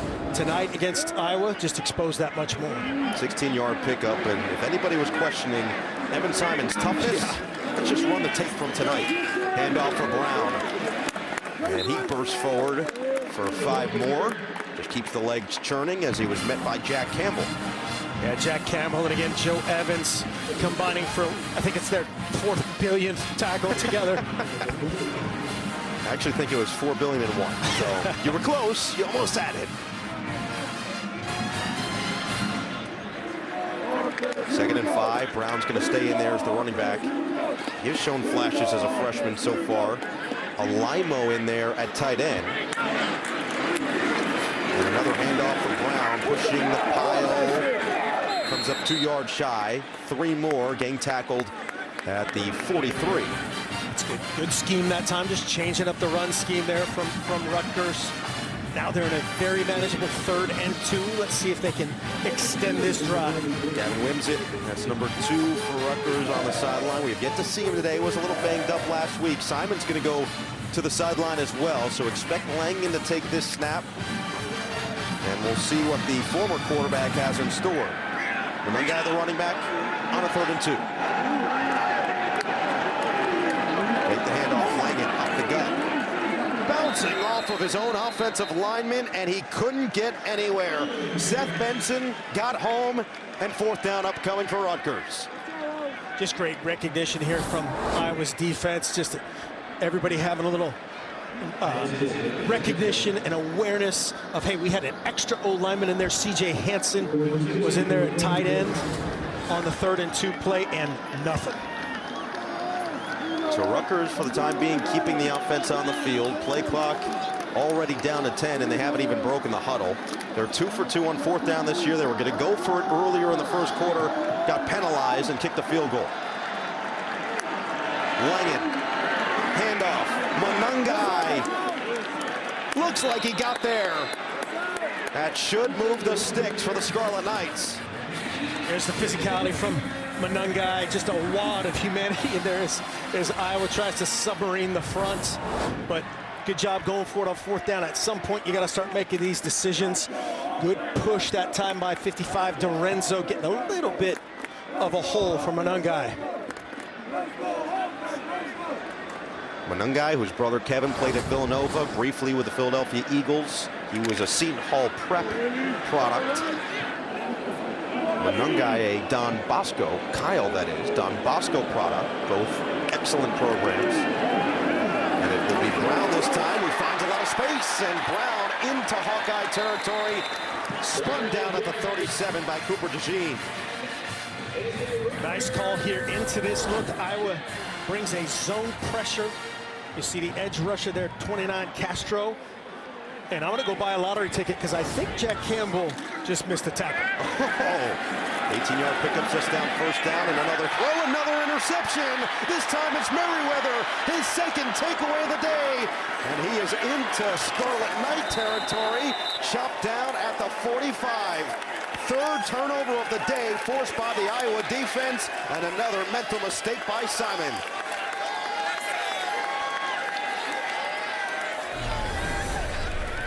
Just not a great decision here by Evan Simon. Merriweather comes off that cutter. Great position. Riley Moss could have had a chance at it too. Another big turnover for the Hawkeyes. This is a glimpse into the not-too-distant future of Lincoln. It's what Sanctuary could look like, feel like, sound like, even smell like. More on that soon. The best part? Langan, 21, the tight end, who's now blocks. As soon as he blocks, watch Merriweather just instinctively become a floater. Very similar to that Cooper DeJean interception from earlier. He's a bonus player. Riley Moss was in great position on the cover. Put that ball away, young Kayvon. But the quarterback, Evan Simon, gets him to the ground. Great instincts from Kayvon Merriweather.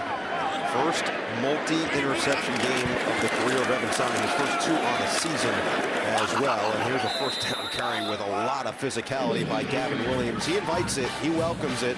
All that contact is how he thrives, and 7 through the ground on first. And you can just, again, feel this lean happening up front. This offense playing, obviously, certainly, totally through their defense and building confidence in his package. And all 3 backs, Gavin Williams, LaShawn Williams, and Caleb Johnson, doing great things tonight. Another handoff for Gavin Williams. And he lowers the shoulder. Flag does come down, but should it stand, it'd be a new first down for the Hawkeyes. I think he's going to be an illegal formation, I believe. Illegal formation by the offense. More than 4 in the backfield. 5-yard penalty from the previous spot. Second down. Coach Ferentz despises those kind of details, as most coaches do, but especially this kind of on-schedule Iowa offense. And you got to have 7, at least 7. You could do 11 on the line of scrimmage if you wanted to, if you're taking a safety late in the game or whatever, but you got to have 7. Misalignment by the receiver outside. Kirk Ferentz and this Iowa Hawkeye team was top 5 in fewest penalties all of last year, but that was with an offensive line that was pretty experienced. This is another illegal formation. There you go. Got to get somebody on the line of scrimmage up top. Now Laporta reset. There's 7 on the line. You're good. And it's going to result in a Gavin Williams handoff, and he is sniffed out in the backfield, loses 5 yards on that last one. Now Kirk Ferentz has been with Iowa since 1999, longest tenured FBS coaches. You take a look at this list, all 5 have meant so much to their program, and all 5 are known widely as, every time you say their name, you're like, that's a great coach right there. And he was a man at one point, right? He was 40. And did Middle Tennessee get it done today? Middle Tennessee did get it done today. Huge win. Iowa looks like they're on their way to getting it done. Ragaini is in motion. But Petrus goes the other way, and probably a smart move, although it will fall incomplete. He was looking for Laporta. Yeah, just lost that on top. Very uncharacteristic from Laporta here. Was in a good spot. He came up a little awkwardly, but that was a good safe spot right there. So another failed 3rd down conversion, now 0 for 5. Last time on the drive, they had a penalty that extended it on 3rd down near the goal line. And now Tory Taylor, everybody's favorite.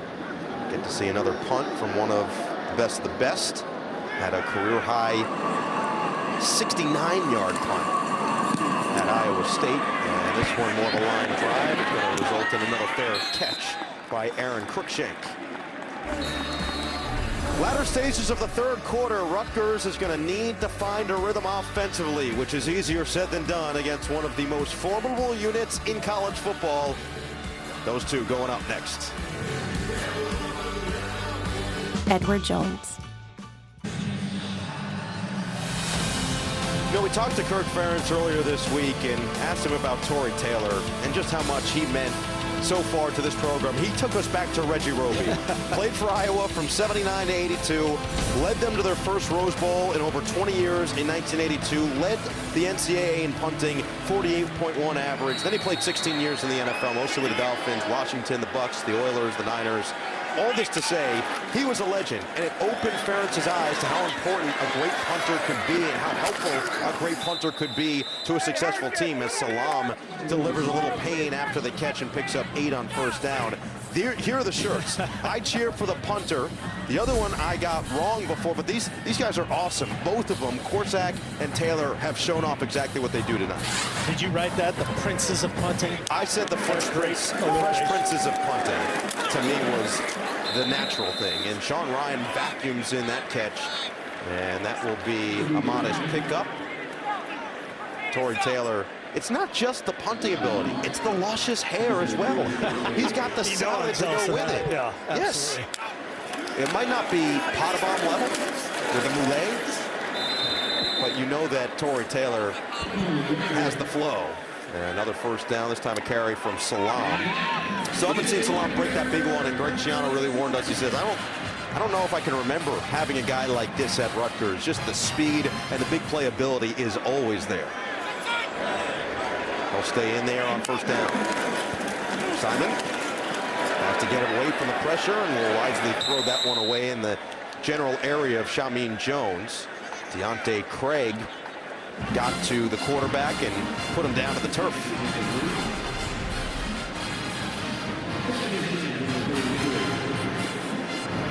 But this is a key drive for Rutgers. Their defense has done a good job. They've only allowed 10 points to the Iowa offense. It's been the 2 defensive touchdowns in the first half, and Rutgers was driving into Iowa territory before Simon's last interception of Merriweather. Steps up in the pocket, dangerous pass is going to fall. It was Ryan who had that impressive catch a couple of plays ago. Riley Moss, confident as always, along with Quinn Schulte in there.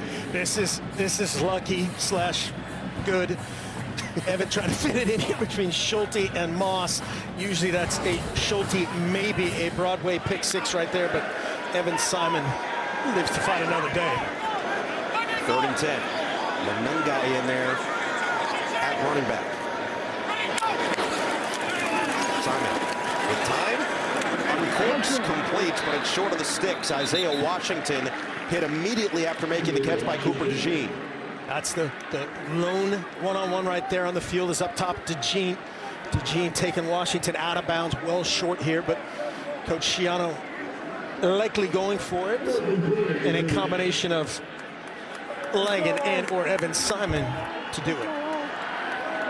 Rutgers 3 for 3 on 4th down this season. 1 for 1 tonight. That was on that last drive, a 4th down and 2. This time 4th and 3. The play clock was down. Yep, Schiano's going to take the timeout. Yeah, they were doing a little check with me. Just had to go faster. Maybe made that decision just a little bit too late to get it done. We'll come back and see what happens. That's half the fun of a new house, seeing what people left behind in the attic. Well, saving on homeowners insurance with Geico's help was pretty fun, too. Oh, it's Tiny Dancer. They left a ton of stuff up here.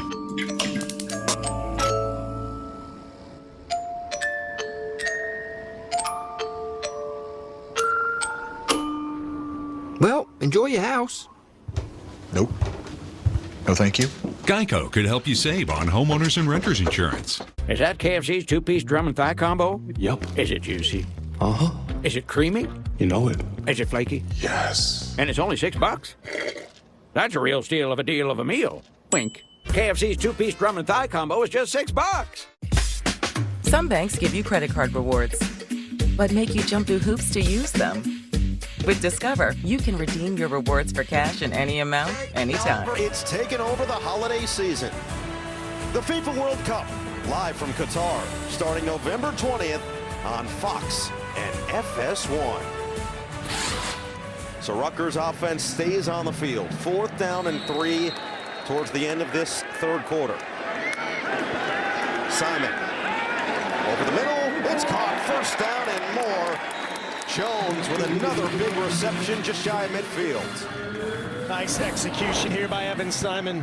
One-on-one with Seth Benson. Watch the space right there. Little option route across the face of Casey Benson. 1st and 10. Sorry, Seth Benson. Simon will stay in the air. Simon trying to tuck and run, and he is tripped up down low. Lucas Van Ness, a stud.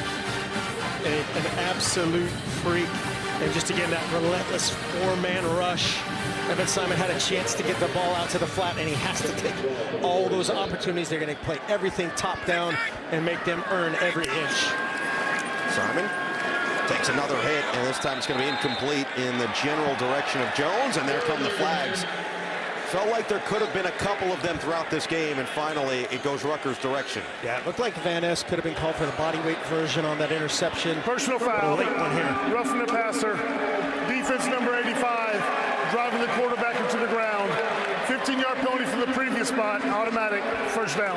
And that gives Iowa a season high in penalty and penalty yardage. Yeah, something that Coach Ferentz will definitely not be happy about. He will be very excited about the effort, but the Logan Lee just has to finish that differently off to the side. It looked like one of 2 guys that could be called here. This is the night it's been for Evan Simon. Has to keep drifting there. Yeah, definitely the body weight version right there. Has to roll off to the side and not plant the shoulder, collarbone, etc. of what could happen to that QB. Simon lets it fly, complete over the middle. Another completion for Ryan, evading a couple of tacklers and taken down, but a first down. Pickup of 11 as Schulte gets to him. That's the West Virginia transfer, and great execution here. Just a zone, little short dig there by Ryan. Good timing by Evan Simon. He had the first down, then he lost it for a second, then he got it again.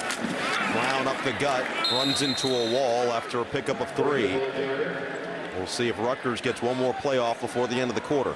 Yeah, see if they're trying to go fast here, get their money's worth with the time and the score. Still in this game, man. It feels weird, but 3-score game. Simon, a dart to the outside. Caught by Shamin Jones. It'll be 2 yards short of a first down, and that'll be how we start the fourth quarter. Rutgers driving, knocking on the door, trailing by 3 scores to the big bad Hawkeyes of Iowa. Hailing from Iowa City and showing off all of the defensive arsenal. Up 21 heading to the fourth. Now that gas prices are so high. Well, it was Rutgers who put the first 3 points on the board ever since. Iowa 24 unanswered, and now the Scarlet Knights start with a 3rd and 3 to begin this fourth quarter. Simon, another lofty completion, this time to Shamin Jones, and the captain has been busy throughout the day, the leading receiver with his 5th catch of the night. Nice execution, had a vertical route on the outside to clear it out, and a nice spot right in the face of Seth Benson coming off the edge. We've seen Evan Simon stand strong. And what did they play between quarters here? What was that journey song? Don't Stop Believing. Don't Stop Believing here. Rutgers are going to hope to get into the end zone quickly. Take the handoff and then a little bit behind Jones on that last pass from Simon, who's done a good job. He can steer a couple of these guys in every which direction, and Greg Schiano generally does a good job of steering this program himself. Last 4 drives have been a struggle, but this current drive putting something together and, more importantly, taking care of the ball. Yeah, exactly. That's the key right there. And Evan Simon, they have to have told him, hey, you got 4 downs, right? Every rack is a 4-down situation. If you have anything you don't love, dirt it. Monangai in motion. Simon fires. Complete. Gets it to the outside. That time Crookshank with a bear hug catch to make it 3rd and manageable. And even that right there, you said 3rd and manageable. Now I've got 2 plays for a touchdown. Get it out to my dude, my most explosive guy, Crookshank, on DeJean. DeJean does a great job corralling him and making them play the next play. Looked like for a second maybe Langen would take this snap, but Simon's going to stay in there on a 3rd and 4. Send out Monangai. Simon. A strike, incomplete. There was Monangai, the intended target. DeJean, who had the pick 6, was there in coverage, and 4th and 4 looming. DeJean just hip to hip with Monangai in the end zone, and Evan Simon took another shot. And look at this. This is the other side. They ran a similar option route, and there's Simon taking the shot.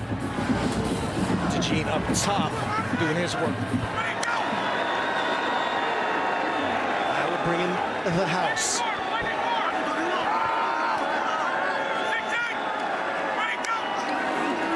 Simon feels the pressure, fading away, incomplete.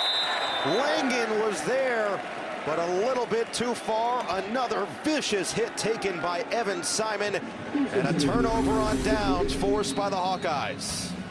Right in his face, drifting away. Just gave his guy a chance, but he had no chance right there. Tough night for Evan Simon. On the time and time again throughout this game.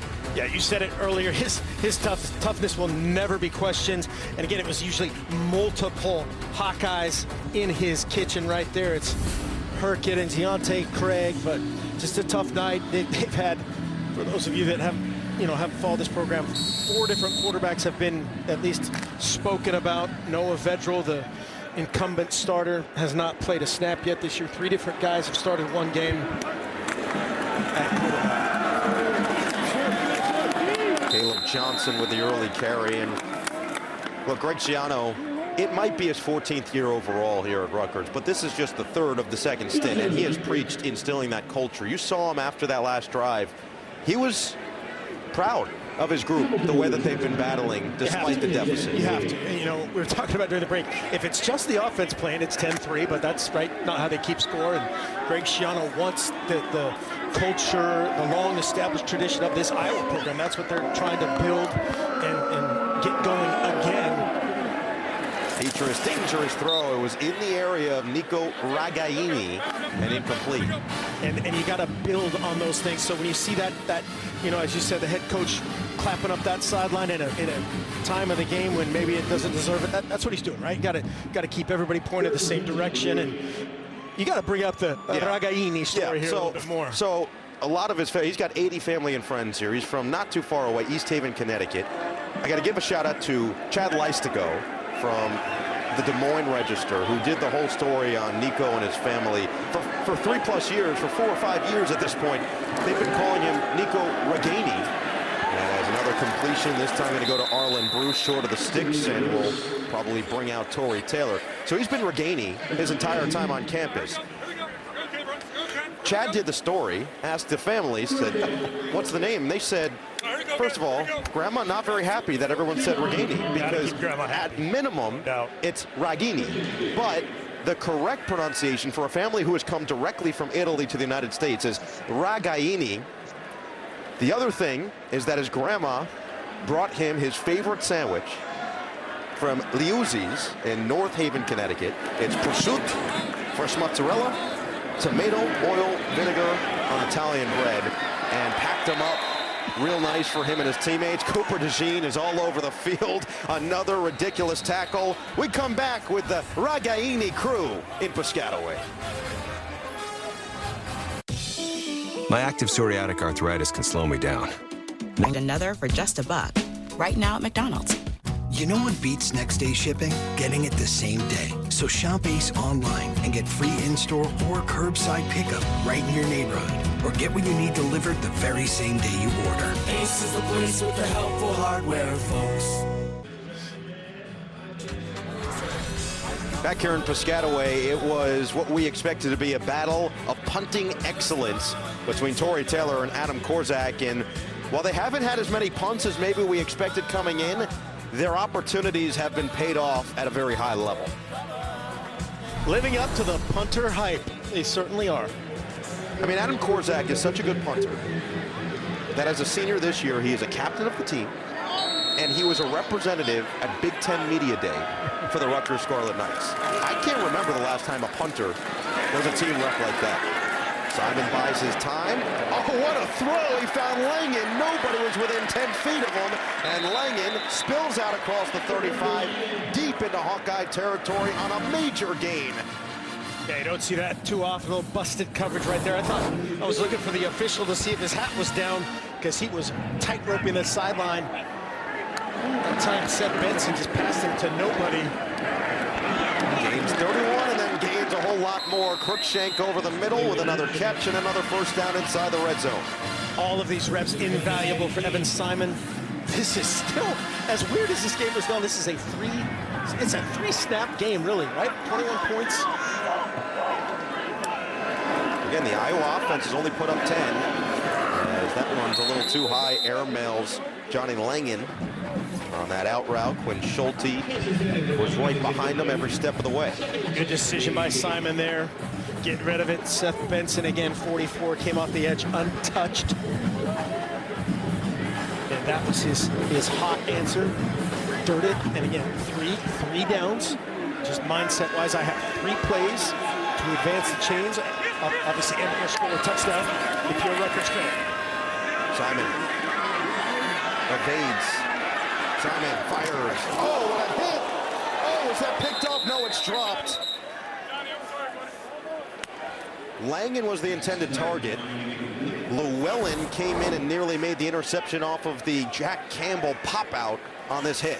Yeah, you heard our field by picking up. Great job there by Jack Campbell. No targeting, nothing that exhibits targeting, but you heard Evan Simon say, "I'm sorry, Johnny." to Johnny Langan right after he kind of hung him out to dry, and maybe a PBU right there by Evan Simon as well. He certainly jarred it loose. Llewellyn thought he was going to have the third interception and fourth turnover of the game for Iowa. Instead, it's a 3rd down and 10. Play clock winding down here, and they get it off. Simon looking end zone. Oh, it's brought in! Aaron Cruikshank. Incredible effort. Touchdown, Rutgers. He beats Riley Moss. And just like that, the Knights have life. Don't stop believing. That's best on best again. Cruikshank, their best against the All-American Riley Moss. Just a little bit better throw this time than the one last time. Moss is in a similar position. And just great effort by Cruikshank. Great spot by Evan Simon. And Iowa's going to take a timeout for the PAT. Second touchdown reception of the year for Cruikshank, 5th of his career. How about Evan Simon, who's got a career high in passing yards? I think Coach Ferentz is asking about a potential delay of game or why it wasn't called. But man, just hand fighting right there. There's nothing, you know, there's no OPI, there's no advantage game by either player right there. Clearly a clean catch. But I think what he was asking about is the play clock. Did the play clock expire? Normally the mechanic again is it goes to 0, then that back judge, once it goes to 0, the back judge looks at the snap, and if it's not an immediate or right subsequent to it, that is a delay of game. And there's only one guy that knows that right now, and that's the guy back in that situation. He's back in the back of the end zone by the upright.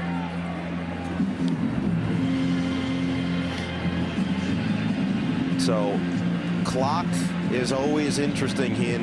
Dean Blandino, who's been waiting patiently to get in here from our LA studios. Dean will have all the answers for us, as he always does, and we appreciate him for that. Meanwhile, Rutgers is out there, but let's bring in Dean while they attempt this extra point. Dean, what do you have on this last play for us? Yeah, so the play clock is not reviewable by rule, and there is a mechanic in terms of the back judge has to see the clock go to 0 and then look for the ball to be snapped. But the play clock, unless it's an obvious mistake, the play clock cannot be corrected by replay. All right, Dean, thanks so much for the extra explanation. Jude McAtomney adds the extra point, and it's a 14-point game with 11:15 remaining. Cruikshank into the end zone for the first time for Rutgers tonight. That's it for college football. See you all next weekend. Or this wide receiver core is electric. Hey, Joel, you haven't left your Cadillac in 4 days. Just waiting on Saturday and my new lyric. Best seat in the house.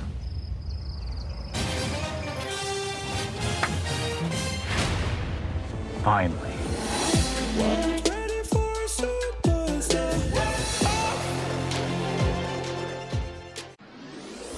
Ooh, little fall photo sesh I see. Hey, I know. Everybody say new DQ Fall Blizzard menu featuring pumpkin pie, new cinnamon roll centers, and more. That one is hilarious. DQ, happy tastes good. Wasn't it? You're never responsible for unauthorized purchases on your... 2019, he was an electric returner. A lot of speed, a lot of promise as a receiver, and that has been paid off these last couple of years at Rutgers and has turned this into a 2-score game with 11:15 remaining. Again, this Rutgers defense has done a good job throughout the day, and if you just take the offense, it's 10-10 right now. 10-0. Do they allow you to do that? Now, Hands team in here for Iowa, anticipating an onside kick with 11:15 left, down 2. So it will be McAtomney to send it, and it will not be an onside kick. Instead, it will sail into the end zone as Gavin Williams lets it fly over his head. Time to check out tonight's drive of the game, sponsored by Lincoln and the power of Sanctuary. To start the third quarter, remember, Iowa won the toss, elected to defer, and they started with some big gain from LaShawn Williams. Then it was Sam Laporta who has made his presence felt 4 catches, 77 yards for Laporta. This was a big one. The penalty that extended the drive on 3rd and short, and then it all eventually led to a touchdown by LaShawn Williams, his 2nd of the season. At the time would extend it to a 3-score game, back to a 2-score game, and Williams will get this first carry bottled up after a gain of 1. Rutgers has a new energy to them right now. Their defense has been there throughout the entire night. And this is a big drive upcoming. Just a bumbled snap there a little bit. Looked like DeYoung, the left guard there, may have jumped. But there's been too many of those for guys that, you know, they live under center. Spencer Petras and Logan Jones have had some issues. Now is not the time you want those to arise if you're a Hawkeye. 2nd and 9. Williams. Nowhere to run. Picks up 2. Izzian is there. 3rd and long looming here for the Hawkeyes. Great tight footwork right there to even get back to the line of scrimmage. Deion Jennings untouched into the backfield, and great job sidestepping him by LaShawn Williams.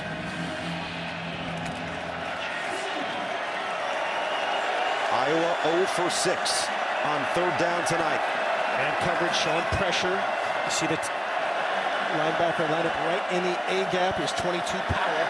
Petras, quick throw. Williams has space in front.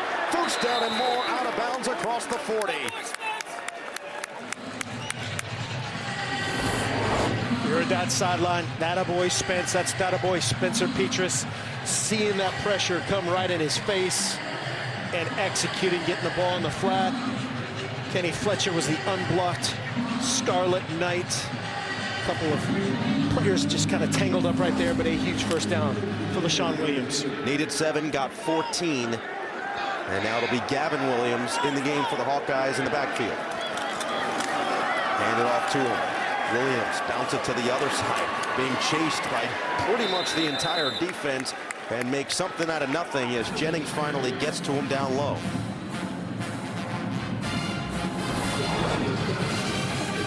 See Gavin Williams start at front side, a little unbalanced look there, a little wham play where they don't block a defensive lineman. One of the tight ends fits him up. That time it was Sam Laporta. And a good job getting it all the way to the back door for Gavin Williams. 2nd and 5. Laporta in motion. Back to Williams. Seam opens up. Williams into the secondary, upended across the 40.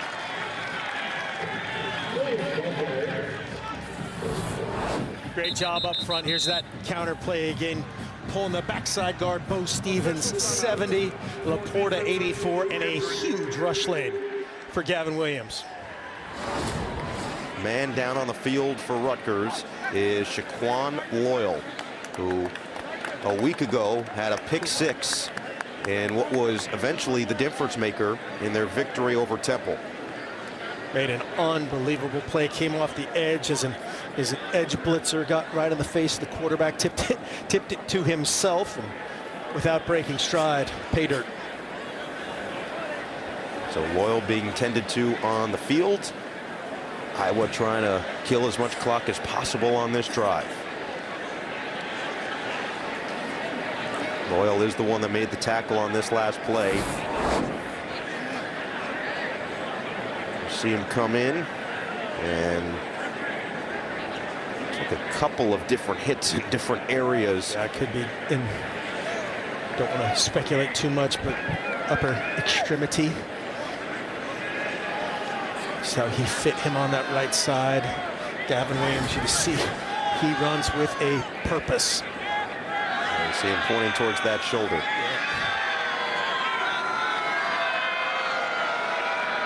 Loyal, the sophomore from Newark, played at West Side, one of the many public schools in that Newark area. And that is a good sign to see him up and walking off on his own power.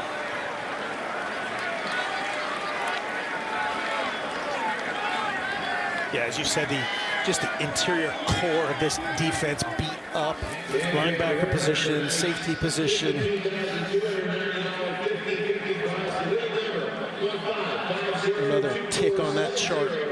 Good job, Spencer Petras right here was talking to the referee. Hey, are you going to wind the clock? A defensive injury after a first down like that is a 40-second play clock and a wind when the ball was in bounds. And that's exactly what will happen. Under 8.5 to play, Rutgers is going to have to get a stop, and they're going to have to get it quickly. Got the touchdown. They've done such a great job defensively, but one third-down conversion on the swing pass to LaShawn Williams has kept this drive alive. And now it is LaShawn Williams back in the backfield. Petras handoff. Williams stutter step. Keeps the legs churning.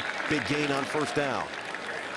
3 fresh backs right here tonight has been a huge positive for the Iowa faithful. Seeing all 3 of these guys, you see the difference of LaShawn Williams, of Gavin Williams, of Caleb Johnson.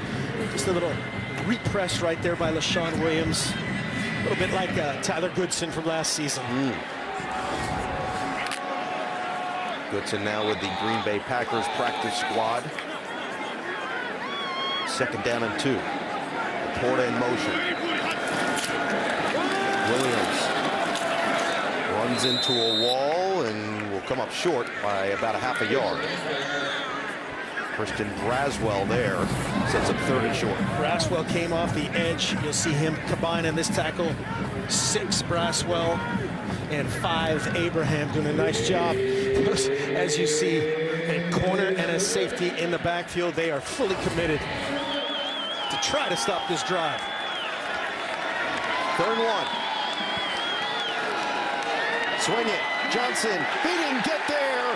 What a play in the backfield made by Deion Jennings. 4th down. Great redirect. As you said, Deion Jennings, 6'1", 230. This is called a belly pitch. They can either give or hand the ball here to Pottebaum. You'll see him with just that defender on the outside. You got to make a decision of if you think you can outflank him. And Deion Jennings says, I think not. Offense going to stay on the field for Iowa. They're 0 for 1 on the season on 4th down. Will they even run a play is the question. Yeah, Coach Ferentz is down here talking to the line judge, saying, I'm going to take it at 1 second.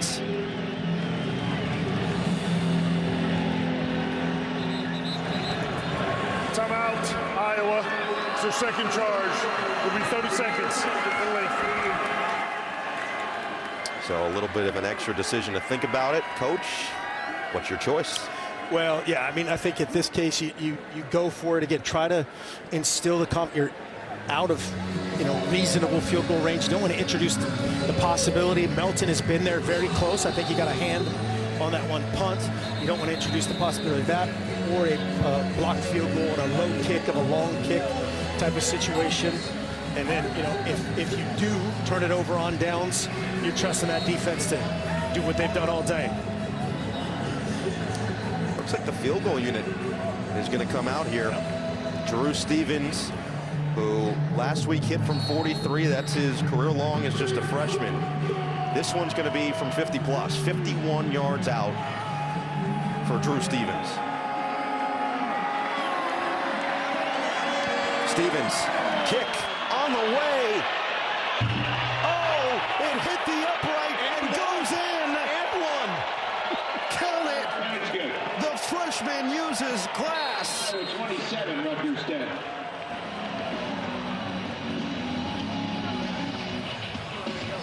How about the leg on this kid? Yeah, that was a shot. The kicking battle is wide open, according to Coach Ferentz.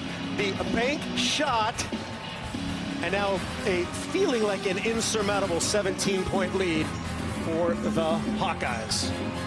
Your avocado toast. Ew. When the only thing your 8-year-old will eat is waffles, it matters where you stay. Yum. Enjoy. Thank you. Hampton by Hilton. Hilton for the stay. Start Saturday strong with Big Noon Saturday on Fox. Touchdown, Michigan! Blake Corum leads Michigan's dominant ground game in a tough road test against Iowa. Wow! All part of Big Noon Saturday on Fox. What a kick. Drew Stevens, a career-high 51-yard field goal, using the upright, curving it through, and he had plenty of leg with it as well. Yeah, big kick.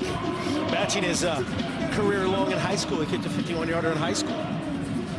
You know, we asked Kirk Ferentz about the kicking situation. He said Drew Stevens struggled in the spring, but showed some potential. He said right now he looks like he's 16. Came in the spring, he looked like he was 12. Whatever he did, he ate his Wheaties this morning. Cruikshank back, will let it sail into the end zone and start this Rutgers drive from the 25. Did he have his Wheaties? He either had his Wheaties or what else? Pork product. What would Taylor, you be? Taylor ham? All right, here's the thing. All right, I tried to tell Coach Helfrich all about this. If you're from New Jersey, you understand. This is something that can end friendships. You're from Jersey, you understand. This can end friendships. This can put a wrench in any great relationship. Northern Jersey calls this delectable, incredible, juicy, wonderful item Taylor ham. Southern Jersey calls it pork roll. It was traded in Trenton, New Jersey in 1856 by John Taylor. Basically, it's this hybrid between bacon and ham, and it is wonderful. Another great throw by Simon finds the hands of Washington for a solid gain of 9. So, listen, created by John Taylor. John Taylor, not just a receiver for the 49ers, then? Is this No. different guy? No. 1850s. All right. Yeah. Here's the best way to describe it to people who don't understand exactly what this situation is entailing, as Simon will go back to the air and find Cruikshank again after his impressive touchdown catch. It's like if I said, hey, your lips are chapped. What do you use? What would you use? I would say chapstick. Right, chapstick is the brand, and everybody argues, well, no, Taylor ham is the brand, but you wouldn't call it lip balm, would you? It's no different than a Band-Aid. Band-Aid's technically the brand, but you call it a Band-Aid. As you can tell, I'm very passionate about the subject. First catch for Matt Alimo, who had missed the first couple of weeks, and that's a welcome sight for Greg Schiano. So this is, at the end of the day, it's all in the notes, all right? You just have to understand exactly what you expect in this situation. And anyone from really this line, right where we are, this is that borderline of pork roll to Taylor ham, and below probably calls it pork roll. Above in northern New Jersey, you're calling it Taylor ham. Oh, what a throw! Simon finds Sean Ryan wide open, took another just ridiculous hit. Just another shot and a great spot with this ball from Evan Simon to Sean Ryan. Stand in and play quarterback. Couple shots and gets through the reroute of Riley Moss. Because he's forced out, he can step out and immediately get back in. That's why the lid was off of that official. Quick one behind Samuel Brown, and a penalty flag is down. A couple of red jerseys ended up on the ground as well. Prior to the pass, holding. Offense number 51. 10-yard penalty from the previous spot. First down. That is Curtis Dunlap, senior from Jacksonville, transfer from Minnesota, one of the several transfers on this O-line this year. Ends up playing left guard right here. These guys are moving around trying to find answers, and no doubt about it, as soon as Lucas Van Ness's giant python gets past him, he tugs him to the ground, no doubt about that one. So it sets up a first down and 20 now outside of the 30. Langan goes in motion, and Simon's going to have to let it rip. And this time, Simon is absolutely devoured. Aaron Graves, the freshman, who has shown his ceiling is limitless. Yeah, you see him right on the center. Great job on the pick stunt, and he adds himself. Unselfish. He was trying to basically assist Van Ness, and he adds himself back into the mix of the pass rush. One of the most highly recruited defensive linemen ever to come to Iowa, and has earned his spot in the rotation. 2nd and 44, and Simon's going backwards. Throws it away. Good throw, right? Just protection issues right there, and good job by Simon aborting vertically out of the pocket, getting rid of it, trying to let his O-line catch their breath, get some help. Well, Mark, this is why I don't do math. It's actually 3rd and 20. So well, penalty, yeah, first and 20. Q's was my safe school. That's why I kept track of that down. Come on. We waited. We lasted. Syracuse, by the way. Got to give you props for that. Shout out Dino Babers and company. But we lasted until 4:07 in this 4th quarter without you, just completely burying Syracuse in some way, shape, or form. Jones in motion, 3rd and forever for Simon. Luffs, Langan, brought it down, but was he in bounds? No. They're going to call him out of bounds as he was forced out by Kyler Fisher. And so now 4th and 28. And Simon's going to need to make some magic. Great effort by Kyler Fisher. And man, is that close, but clearly hits the ground and does not control it with a body part inside. And oh, by the way, back at the ranch, Evan Simon takes another shot. Totally legal that time by 45 Deontay Craig. 4th and 28. Here's your ball game for Rutgers. Simon takes another just massive hit. Looks for the end zone. It's dropped. Would have been the second pick of the day for Kayvon Merriweather. Would have been his 3rd takeaway of the day. But nonetheless, a turnover on down. That's actually smart. I don't know if he did that on purpose. I'm sure he did not. But you saw his coaches run up to him and say, hey, good job, good job. Now, he's going, Coach, have you seen my running skills? I could have scooped and scored. And he said, hey, I meant to do that. I meant to drop that. I meant to drop that. That way it comes back to the spot of the previous snap because that was 4th and 30. It's a gain of, or 4th and 26, gain of 26 yards. Feels like the equivalent of when you're playing pickup basketball, you shoot an air ball, and then your teammate is right there to put it back in. It was a pass. That was a pass. I was trying to alley-oop you, but I appreciate it. Caleb Johnson trying to dance around, loses 2. Next week starts Sunday strong. Make it Saturday strong, I should say, with America's #1 game window. Big noon Saturday on Fox. 4th-ranked Michigan comes off a tough win over Maryland, heads to Kinnick Stadium, takes on the Iowa Hawkeyes. All starts with big noon kickoff live from Iowa City, 10 a.m. Eastern. That is Michigan, Iowa, noon on Fox. And boy, with the way that Michigan ran the ball today, the way that Iowa has come out defensively, has set the tone, offensively has gotten enough. Spencer Petras, 11 of 16, 148 yards on the day. More efficient running game, and Caleb Johnson certainly included in that as well. Let's not forget the last time Michigan came to Kinnick back in 2016. Michigan ranked #3 in the country. Iowa trailed 10-0 in the second quarter, held Michigan to just 201 total yards offensively on the day.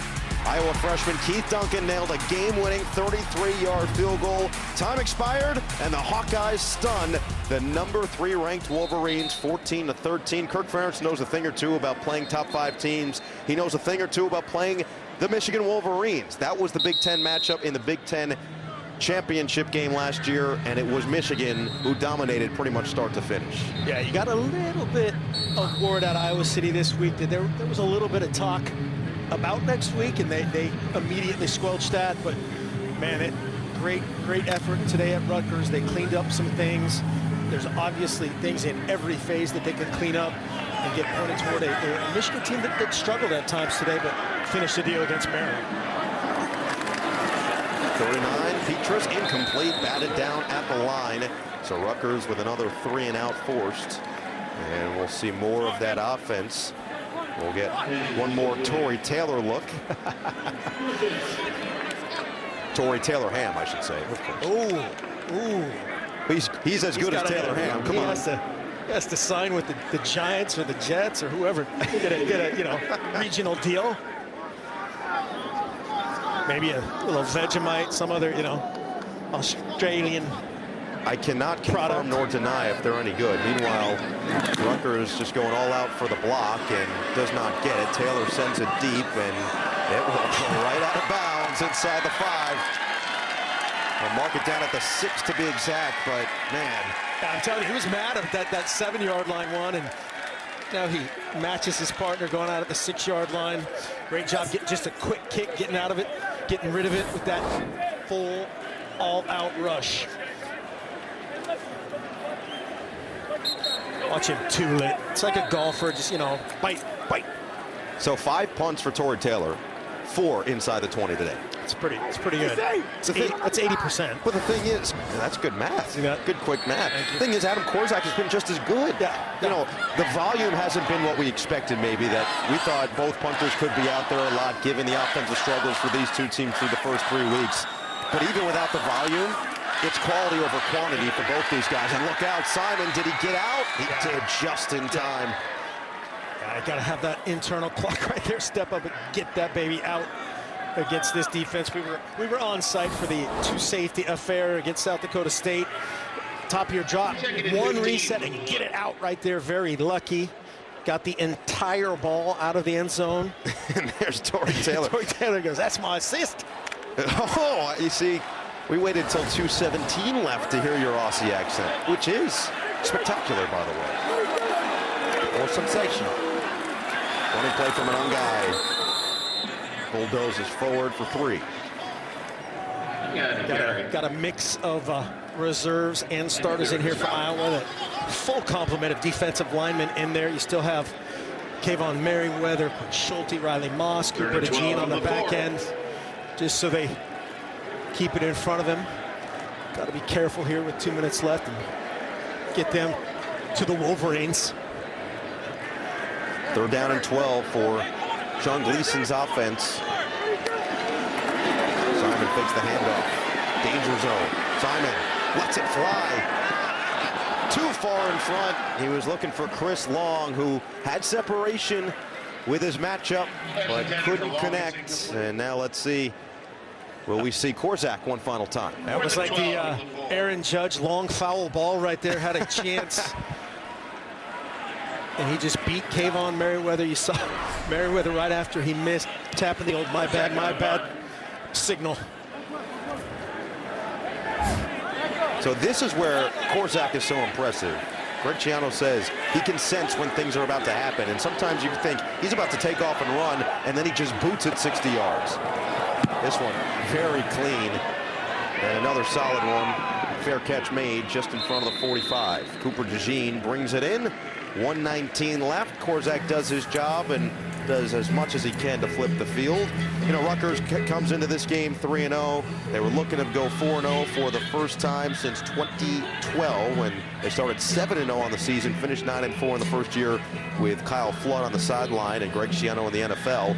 So they got Ohio State next week. Things don't get much easier for Rutgers, and then Nebraska, Indiana, Minnesota, Michigan. I mean, look, this is the Big Ten. This is how it is. It's never an off week.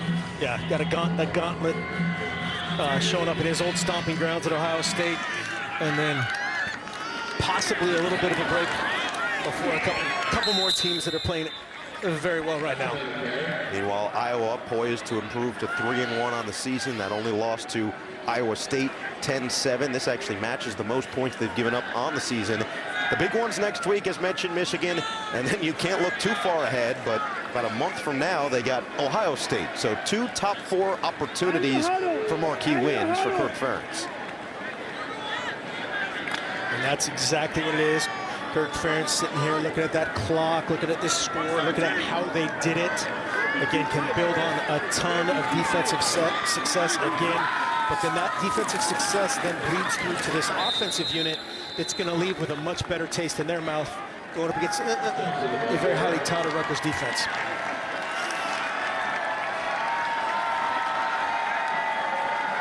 Greg Schiano will let this clock dwindle down and meet his good friend Kirk Ferentz at midfield. 2 long-tenured coaches with immense respect for one another. But this battle goes to Ferentz and the Hawkeyes. The defense reigns supreme once again. 2 defensive touchdowns for Iowa powers them to a 27-10 victory over Rutgers to start Big Ten play.